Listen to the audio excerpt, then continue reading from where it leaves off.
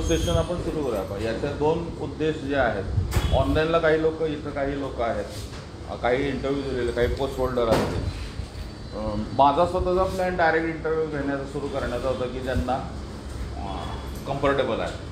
बऱ्याच एन्क्वायरीज अशा आल्या की याच्याविषयीची बेसिक जर काही क्लिअरिटी आली तर मग इंटरव्ह्यू देणं सोपं होईल. त्यामुळे मग तुम्ही बेसिक काही इंडिव्हिज्युअली सांगू शकाल. तर इंडिव्हिज्युअली प्रत्येकाला सांगताना जास्त वेळ जाईल. त्यामुळं मग हे लेक्चर आजचं प्लॅन केलेलं आहे. आणि माझ्यासमोर हे मागच्या वेळेला झालेले जे इंटरव्ह्यू आत्ता घेतलेले निंबाळकर सरांनी, देगावकर सरांनी, याचे सगळे ट्रान्स्क्रिप्ट माझ्यासमोर आहे. आणि याचं मी कारण साधारणतः बघितलेले मुद्दे आहेत की काय काय, आणि माझी स्वतःची ऑब्झर्वेशन आहे. मागच्या वेळेला इंटरव्ह्यूसाठी मी 40 जणांचे तरी मॉक घेतलेले होते आपल्या याच्यातले जे आहेत ते. 70% जर अपेक्षा असेल, समजा 70% पाहिजेत मला, 100च्या वर जर पाहिजेत, 72 पाहिजेत, 70 पाहिजेत, असे काही लोकांना मिळाले. पण आपल्या यातले जे आहेत ते मागच्या वेळेचे किंवा आधीचे मार्कांच्या भाषेत इंडिव्हिज्युअल कुठलं न घेता आपण जर म्हटलं तर इंटरव्ह्यू हे एक स्किल आहे पहा. इंटरव्ह्यूच्या याच्या नावामध्ये म्हणजे आता समजा इथे एक प्रश्न विचारलेला आहे, हा मागच्या यातला त्या दिगावकर सरांचा पॅनल आहे, कॅन्डिडेटचं नाव मी फक्त सांगत नाही.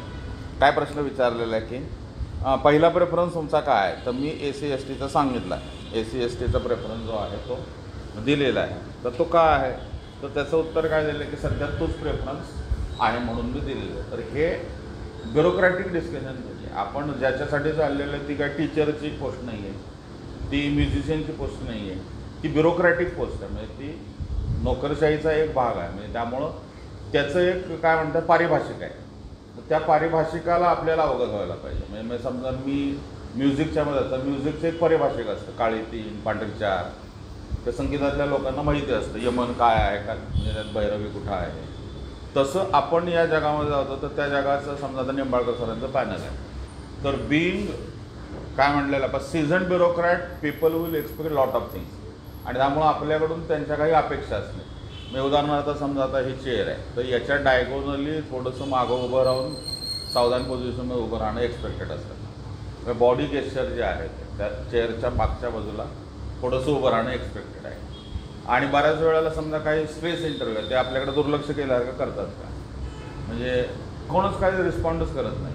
त्यामुळे इंटरव्ह्यू घेण्याचे समजा आपण असं म्हटलं की स्ट्रेस इंटरव्ह्यू हा एक प्रकार आहे आणि दुसरा आपल्याला ईज करण्याचा एक प्रकार आहे. म्हणजे कम्फर्टेबल प्रश्न विचारून सुरुवात करणे, किंवा काही वेळेला प्रश्न आपल्याला टॉर्चर होतील, आपलं सगळं स्ट्रक्चर बॅलन्स होईल, इम्बॅलन्स होईल, कारण आपण प्रिपेअर्ड करून आलो असतो, मार्केटनं सांगितलेलं उत्तर घेऊन आपण आलेलो असतो. आणि त्याच्यामुळे ते त्यांना नको आहे आणि त्यामुळे ते घालवायचे मार्ग त्यांचे असतात. हलवलं सुरुवात आपण जरा फंबल झालं की मग खरं बाहेर येतं आणि मग ते बेसिक ट्रेनिंग आपलं उपयोग पडतं त्यावेळेला, किंवा आपलं बेसिक पर्सनॅलिटी तिथं मग यायला लागतं जे त्यांना त्यात बघायचं असतं. आणि त्यामुळे मग तुम्ही नॅचरल असायला पाहिजे आणि प्रोफेशनल असायला पाहिजे. ह्या दोन गोष्टींचा बॅलन्स असायला पाहिजे. तुमचं स्वतःचं, माझं समजा प्रवीण आहे तर माझा एक प्रवीणनेस आहे, एक स्वाती आहे तर स्वातीनेस आहे. तुमची पर्सनॅलिटी आहे ती पर्सनॅलिटी त्यांनी दिसायला पाहिजे आणि ती पर्सनॅलिटी त्यांच्या स्ट्रक्चरमध्ये बसायला पाहिजे. मग आता जसं लिहिलेलं आहे की समजा त्यातल्या एखाद्याचं मी उदाहरण घेतलं, यांनी जे म्हणलेलं आहे सुरुवातीच्या ह्याच्यामध्ये जे आहे की इंटरव्ह्यूच्या ह्याच्यामध्ये नाव न विचारता तुम्ही ओळख करून द्या. सांगितलं माझं नाव काय न म्हणतं ओळख करून द्या. मग आता ओळख करून कसं द्यावे हा एक समजा डिबेटचा मुद्दा आहे. मग एक आर्ग्युमेंट काय असू शकतं की माझी आजी मला या नावानं ओळखायचे, जे बायोडाटामध्ये नाही आहे, त्याच्यामध्ये मला कुठं सगळी माहिती इन्फॉर्मेशन नाही आहे. चेअरनं ते बघितलेलं असतं हे नक्की आहे, पण कोणालाच काही माहिती नसेल, बाकीच्यांना नसेल, पण स्ट्रक्चरमध्ये ते कोणाला ना कोणाला तरी एकाला माहिती आहे, हू एम आय, माझं जे कॅरेक्टर आहे मार्क माहिती नसते. त्याच्यामुळं त्याच्याबद्दलची अशा प्रकारची माहिती पाहिजे की जी तुमच्या सार्वजनिक जगाचा पण भाग आहे आणि खाजगी जगाचा पण भाग आहे. म्हणजे माझं निकनेम असं आहे, माझ्या मित्रांमध्ये मला वाटतं मी संयम असणारा मनुष्य आहे, माझं हार्डवर्क हे सतत माझं प्लस पॉईंट राहिलेलं आहे, मला या नावानं. त्यामुळे आपली ओळख काय आहे, आपल्याला ओळख जे आहे आता ओळखीमध्ये 2 झाले, हे जग झालं आणि हे जग झालं, ऑट टू बी, ज्याच्यात आपल्याला जायचं समजा, किंवा आपल्या कल्पनेतलं जग आहे. त्यामुळे ओळख कशी द्यायची, कारण इंट्रोडक्शन जे म्हणतो वेल बिगिनिंग हाफ डन. त्यामुळे मग ओळख करून देण्याचे मार्ग काय काय असतील. आणि मग म्हणजे आता समजा मला काहीच एक्सपोजर नाही तर मग मी चव्हाण प्रवीण शिवाजी असं मी सांगणार का, sir my name is so and so. Chavan Praveen Shivaji हे अगदीच मेकॅनिकल झालं का, म्हणजे काय विहित नमुन्याचं असं झालं का. मग असं बोलणं तिथे एक्सपेक्टेड आहे, अगदी फॉर्मल ज्याला आपण म्हणतो मेकॅनिकल. तर असं न करता थोडासा त्याला ह्युमन टच असून तरीसुद्धा एक रिस्पेक्ट आणि डिग्निटी जी आहे ती कशी मेंटेन करता येऊ शकते. त्यामुळं इंटरव्ह्यू म्हणजे काय याचं थोडंसं ट्रेनिंग घ्यायला पाहिजे. आपण म्हणतो ना, हे बाबा 4 तासाचं ट्रेनिंग असायला पाहिजे. टेक्निकल तपशील आपण बघूया, पण तुम्ही मुलाखत घेता म्हणजे काय, मुलाखत एक आपण ऑब्झर्व केली म्हणजे यात काय झालं, याच्यात प्रश्नकर्ता आणि उत्तरकर्ता अशा 2 गोष्टी त्याच्यामध्ये एलिमेंट घडलेले आहेत. तर प्रश्नकर्त्यांनी विचारलेल्या प्रश्नांची उत्तरं देण्याची आपली पद्धती आहे, त्या पद्धतीवर जास्त विचार झाला. ती पद्धती जी आहे म्हणजे टू मच, समजा माझं असेल की इन्फॉर्मल किंवा स्लँग माझी बोलण्याची पद्धत असेल, तसं काही नाही सर. आता तसं काही नाही सर हा प्रश्न, किंवा तसं काय नाही मॅडम हा प्रश्न, असं बोलताच कामा नाही, कारण हे स्लँगमधलं झालं. म्हणजे आपल्या दैनंदिन चहा पिताना जेवतानाचे बोलणे हे याच्यामध्ये नाही आहे. याच्याकडे 3 प्रकारे बघता होते सर किंवा मॅडम, 1 2 3. म्हणजे फॉर्मल स्ट्रक्चरमध्ये आपण मी कोण, माझ्या इंडिव्हिज्युअल कपॅसिटीमध्ये तिथं हजर नाही आहे झालेलं. आय एम नाव रिपोर्टिंग ॲज ऑफिसर. मग ते ऑफिसर म्हणून माझं जे कॅरेक्टर आहे ते कॅरेक्टर तिथं बिल्ड करायला पाहिजे. आणि मला असं तुम्हाला दाखवलं की नाव चूज मी, हे नाव चूज म्हणजे माझ्या पर्सनॅलिटीतल्या कॅरेक्टर कुठला आहे, पोस्ट होल्डर. त्या पोस्ट होल्डरला त्यांना आपण कन्व्हिन्स करत आणायचं. आणि त्यासाठी बोलण्याची कौशल्य जे आहेत, बोलण्याचं एक फील आहे. समजा आपण असं म्हटलं की नाही माहिती नाही असं म्हणताना सुद्धा आपण 4 मार्क जादा काढतो का, माहिती नाही म्हटलं की आपला चेहरा पडतो का, यात काही हे नाही आहे. माहिती नाही याच्यात काही गिल्ड नाही. तुम्ही असं मला 4 गोष्टी सांगाल की मला माहितीच नाही आहे. त्यामुळे इंटरव्ह्यू माहिती नाही आहे याची परीक्षा नाही आहे. इंटरव्ह्यू जे तुम्हाला माहिती आहे त्याची डेप्थ किती आहे. त्यामुळे इंटरव्ह्यूचा सगळा जो डोमेन आहे 100 मार्क आपल्याला म्हणलेला, हा तुम्ही नसणाऱ्या गोष्टींचा डोमेन नाही आहे. आपण हुशार आहोत म्हणून त्यांनी सिलेक्ट करून त्यांनी आपल्याला तुमच्यासमोर आणलेलं आहे. आणि त्यामुळे त्यांच्या हुशारीत आपल्याला they are least bothered about our intellect, because we know that you are intellectual, you are that much capable and hence we are discussing. त्यामुळे त्याच्यात परत ते जात नाही. मग कशात जातात, मानवी मूल्य, मानवी व्हॅल्यू, ह्युमन व्हॅल्यूज जे आहेत किंवा ह्युमन डिग्निटी, ह्युमन तुमचा सेन्स जो आहे, सोसायटीचा तुमचा सेन्स काय प्रकारचा आहे, तुमचं इतरांच्याबद्दलचं रिस्पेक्ट, डिग्निटी तुमच्या शब्दांमध्ये काय प्रकारचे आलेले आहे, तुमचा एकूण सगळ्याकडे बघण्याचा आवागा काय प्रकारचा आहे, म्हणजे त्या प्रकारचं माझं एक्सपोजर आहे का. म्हणजे आता समजा आपण म्हटलं महाराष्ट्रातल्या स्त्रियांच्याबद्दल तुम्हाला काय वाटतं, तर मग आता हे प्रश्न इन्फॉर्मल आहे हे आपल्याला कळायला पाहिजे, प्रश्न फॉर्मल नाही. तर आपण असं म्हटलं की NHFSचा डाटा असं सांगतो, तर त्याला रिस्पॉन्ड करताना कसं करायचं, सोर्सेसच्या आधारे आपण जनरल असं म्हटलं की मराठीचं बरी की स्थिती आहे. आता हे काय ब्युरोक्रॅटिक उत्तर नाही आहे, फॉर्मल त्याचं. आणि त्यामुळं तुम्ही फॉर्मल ब्युरोक्रॅट म्हणून त्यांना कसं, आणि ते नुसतं ड्रेस कोड नाही आहे. म्हणजे आपण असं ड्रेस कोड करतो ना की नेव्ही ब्ल्यू घालणार आहे किंवा साडी आहे किंवा वेअरिंगचं हे हा एक भाग झाला. त्याच्याबरोबर म्हणजे याचा अर्थ काय झाला की हे एक्सटर्नल झालेलं आहे. मग इंटरनली पण आपण तसाच माणूस पाहिजे जो आपण बाहेरनं लागणार. मग तो माणूस म्हणजे तुमच्या प्रश्नांना ट्रान्सलेट करण्याची माझी कपॅसिटी आहे. ती कपॅसिटी म्हणजे काय की तुम्ही काय पण विचारा, माझी पोझिशन ही मला क्लिअर आहे, that is I am civil servant. मला इथे यायचं ते आयोगानं घेतलेल्या परीक्षांच्यासाठी आहे. यावेळेस समजा ते डेप्युटी तुमच्या याच्यामध्ये तुम्ही जे पद दिलं असेल त्या पदासाठी मी प्रयत्न करणार आहे. मग ते प्रयत्न करत असताना आपली माझी स्वतःची सवय जास्त आगळपगळ आहे का, म्हणजे हे स्वतःला तपसायला पाहिजे. बोलताना आपण स्वतः मितभाषी आहे का, मितभाषी म्हणजे काय, कमीच बोललं जातं. आता समजा माझे होय सर, नाही सर, आता होय सर, येस नो, बरोबर सर, आता मी मान्य आहे. आता हे आपली माझी पर्सनॅलिटी आहे की मी जास्त बोलतच नाही समजा, पण ही तिथं गरज नाही. तर तुम्हाला हे करायला की महाराष्ट्रातल्या दारिद्र्याच्या घटक असताना रिजन म्हणजे प्रदेश हा एक घटक घ्यायला पाहिजे, त्याच्याबद्दलचे तुमचे दारिद्र्य रेषेच्या कल्पनेवर आपल्याला बोलायला पाहिजे, आणि नव्याने निर्माण होणाऱ्या विषमतांच्याबद्दल असे 3 प्रकार याच्याकडे पाहता येईल. म्हणजे असं थोडंसं त्याचं फॉर्मल स्ट्रक्चर उभं करणं, म्हणजे कुठले पर्सनॅलिटी क्वेश्चनचे कॅटेगरी ओळखता आले पाहिजे. म्हणजे आता समजा हू इज युअर फेवरेट लीडर, तर या प्रश्नाला तुमचं कोण बाबा आवडता व्यक्ती, तर याला वेळ घालवला की मार्क गेले. याला स्पॉन्टेनिटी म्हणजे सचिन तेंडुलकर, कारण तो फेवरेट आहे म्हणून तर विदिन नो टाईम. आपण जरा मे आय थिंक म्हटलं याचा अर्थ काय की तुम्ही तुमच्या फेवरेट या शब्दात बाजूला झाला. फेवरेट आहे त्यावर थिंकिंग नाही ना, हे प्रतिक्षिप्त क्रिया पाहिजे ना आपल्या दोन्ही. म्हणजे हे काही प्रश्न हे तुमच्या व्यक्तिमत्वाच्या या प्रकारच्या बाजू तपासण्यासाठी असणार, आणि काही प्रश्न हे तुमचे ब्युरोक्रॅटिक ॲबिलिटी जे आहेत ते. काही प्रश्न तुम्हाला त्यामुळे असे समजा आपण म्हणलं की 18 मिनटं, 20 मिनटं, 16 मिनटं, 21 मिनटं इंटरव्ह्यू झाला, तर त्यातल्या प्रश्नांचं तुम्ही जेव्हा विश्लेषण करा तेव्हा तुम्हाला म्हटलं की एक मला हे सगळं वाचलं तर याच्यात 7 प्रकारचे प्रश्नांचे प्रकार सापडले. एक माझी माहिती घेणारे कॅन्डिडेट म्हणून यांच्या सगळ्यांचे मी इंटरव्ह्यू वाचले बाबा. निंबाळकर सरांचं पॅनल आहे आणि यांनी याच्यावर लिहिलं की 10वी-12वी ग्रॅज्युएशनचं काय आहे, मग योगानंदांबद्दल सांगा किंवा याच्याबद्दलचे काय काय आर्ग्युमेंट. बाबा हा एक माहिती प्रधान प्रश्न, म्हणजे माझी ओळख. दुसरा प्रश्न पदाच्याबद्दल. तिसरा प्रश्न समजा आपण म्हटलं की महाराष्ट्राच्या स्थितीबद्दल. चौथा प्रश्न हा जो तुमच्या शालेय शिक्षणा किंवा ग्रॅज्युएशनच्याबद्दल. असे किती प्रकारचे प्रश्न मला सापडले आणि माझ्या याच्यामध्ये किती प्रकारचे, मी जो समजा माझा बायोडाटा सादर करणार त्यात किती प्रकारचे संभाव्य प्रश्न असू शकतील हे असे काढायला पाहिजे. की म्हणजे माझ्या नावाबद्दल जाता कुठंतरी चर्चा आली तर तुमचं बाय द वे नाव काय आहे आणि त्या नावाबद्दलची, त्यामुळं सुरुवात शेवट कसे करतात त्याच्याबद्दलची आर्ग्युमेंट जी आहे ती काय प्रकारची आहे. आता समजा काही जणांचं असं म्हणणं होतं की काही खूपच फॅक्च्युअल प्रश्न काही पॅनलनं चालू केले होते मागच्या वेळेला, खूपच फॅक्च्युअल. मग फॅक्च्युअलचं प्रेशर किती घ्यायचं आपण. फॅक्च्युअलचं प्रेशर बाबा फारसं घ्यायचं नाही, पण मग मिनिमम फॅक्च्युअल काय माहीत पाहिजे. कॉन्स्टिट्यूशन समजा 100 त्यात चुकलं की गेलं. 254 हे आहे, 219 आत्ता चाललेली चर्चा, 239ला हे चाललेलं, 279 हे येलं हे चाललं, 239 हे येलं चाललं आहे, 279 येलं हे चाललेलं आहे, 243मध्ये हे चाललेलं आहे, 243 3ला असं आहे. म्हणजे आत्ताच्या करंटमध्ये हे चुकता कामा नाही. आत्ताच्या वर्षभरात जे आहे ते फॅक्च्युअली चुकलेलं. म्हणजे अगदी आता तुमच्या डोमेन समजा मी म्हणलं की अहो पण मी अर्बनमध्ये माझा काही खताशी याचा फारसा संबंध नाही, तरी पण तुम्ही ट्राय करावा नत्रांचे प्रकार वगैरे, तर मग ते एक्सक्यूज घेतील की बाबा याच्या डोमेनमध्येच नाही आहे. पण मी असं लिहिलेलं आहे की आमच्या घरचे सगळे शेती करतात, त्यातल्या बेसिक डाळिंबांच्याबद्दल मी काय बोलू शकत नाही. गणेश आहे का काय आहे ते प्रकार सगळे जे आहेत, आणि त्यामुळं एक्सक्यूज कशाला आहे आणि एक्सक्यूज कशाला नाही आहे याची एक आपली स्वतःची यादी पाहिजे की माझ्या मते हे एक्सक्यूज असू शकतो. त्यामुळे माझ्या जीवनाच्या रिलेटेड जे जे आहे ते मला माहिती असायला पाहिजे. मग मी समजा एक सातारा जिल्ह्याचा कॅन्डिडेट आहे, तर सातारा जिल्ह्यातल्या गोष्टींवर माझं फॅक्च्युअल चुकलं तर ते माफ नाहीत करणार.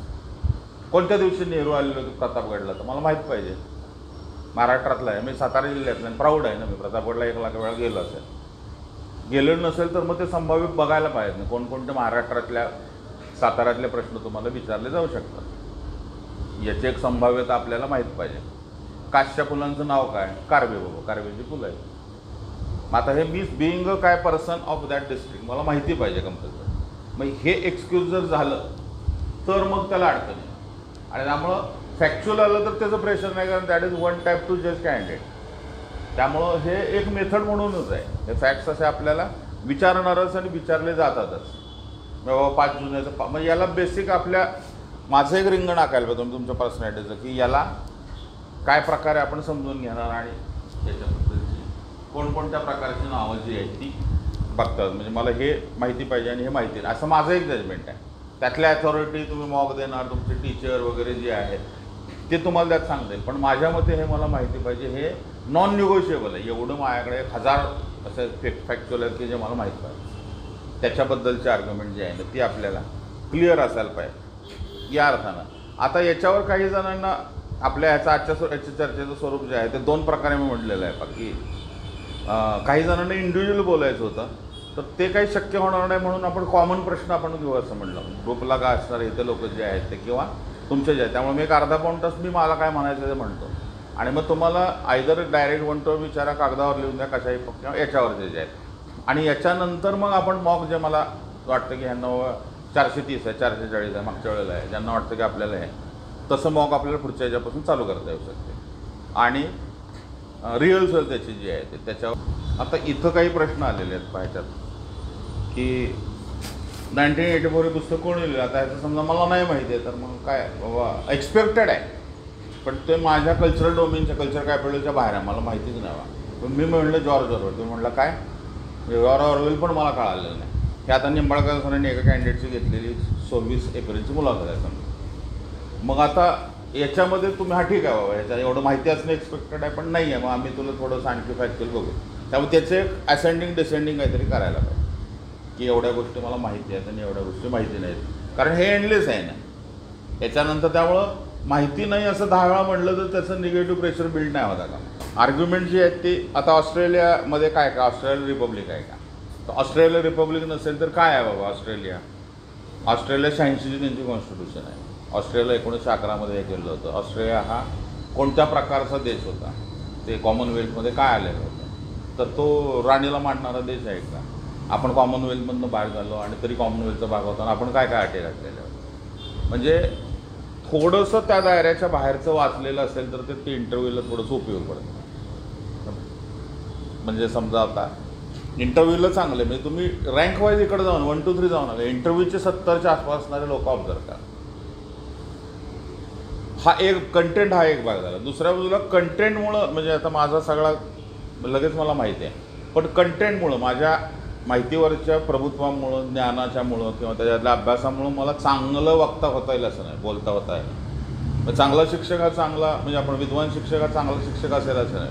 विद्वान माणूस आहे तो तुम्हाला ते कन्व्हिन्स करण्याची कला पण पाहिजे. त्यावेळेला ॲप्रोप्रिएट शब्द आणि त्यामुळं माझा अभ्यास झाला की मला आपोआप आता मी तुम्ही म्हटलं तर कळालं मला जॉर्ज ऑरवेलची पुस्तक मी ॲनिमल फॉर्म बघितलं, तो बर्मात कसा होता बघितलं, त्याच्यावर त्या वैशाली देशमुख यांचं पुस्तक वाचलं, सगळं बरोबर आहे. मला जॉर्ज ऑरवेलवर मला बोलायला लावलं तर मग बोलताना माझं फंबल होतं का? म्हणजे ही तयारी केल्यामुळं आपोआप मी चांगलं बोलणार हे मीच आहे. ह्या दोन वेगवेगळ्या हे प्रशिक्षणच आहे. म्हणजे आता याच्यासाठी कुठलंही यायचं असं म्हणलं ना, म्हणजे आता मी समजा कसे मागच्या वेळेस तो सांगितलं तारे करायला, तुम्ही आपण 4 जणांचा ग्रुप केला तुम्ही तर अशा चिठ्ठ्या टाकल्या, स्टेपलर, टिळक, मोबाईल आणि याच्यावर एक सलग 2 मिनटं बोलता येतात. म्हणजे बोलण्याची कौशल्य जे आहे ना ती सलग कंटिन्युटी आणि विथ इंटरनल लॉजिक असं बोलता येतं का आपल्याला कोरंट. आपणच आपल्याला 15व्या प्रश्नामध्ये 12व्या प्रश्नाला कॉन्ट्राडिक्ट नाही करत आहे. नाही बऱ्याचदा असं ते करतात ना, विचारतात आणि तुम्ही तुमच्या आरोग्याच्या भूमिकेला पहिल्या आपल्या लक्षात पण नाही आपण आपल्या कॉन्ट्राडिक्ट केलं. आणि त्यामुळं आपली एक स्वतःची पर्सनॅलिटी इनर कन्सिस्टन्सी कशी ठेवायची. त्यामुळे इंटरव्ह्यू हा हे नाही आहे पा ज्याला काय म्हणता येईल आपल्याला की तुमची इंटेलेक्च्युअल ॲबिलिटी. आता समजा मी आता हाच इंटरव्ह्यू घेतला आहे, इथे एक समोर आहे म्हणून ऑस्ट्रेलियाच्या निवडणुका घडला आणि बाकीचे पॅनल बसलेले आहेत, तर आपल्याला असं वाटतं की ऑस्ट्रेलियावर इंटरव्ह्यू आहे. तर हे 2 लेवलला इंटरव्ह्यू चाललेला आहे. हा एक स्तर आहे म्हणजे काहीतरी एक मला डायलॉग करायला पाहिजे ते म्हणजे काहीतरी मी चालूच करणार. अरे वा तुम्ही फ्रेश दिसता, मग बसा, कुठून आला काय. प्रत्यक्षात मला काय बघायचं असतं कॅन्डिडेट म्हणून तुमचं, तुम्ही कन्सिस्टंट आहे का, पेशन्स आहे का, तुमच्यामध्ये आर्ट ऑफ लिसनिंग किती आहे, तुम्ही पोलाईट आहात का, तुम्ही फर्म आहात का, तुमचं ओव्हरऑल ग्रास सिच्युएशनचा काय आहे.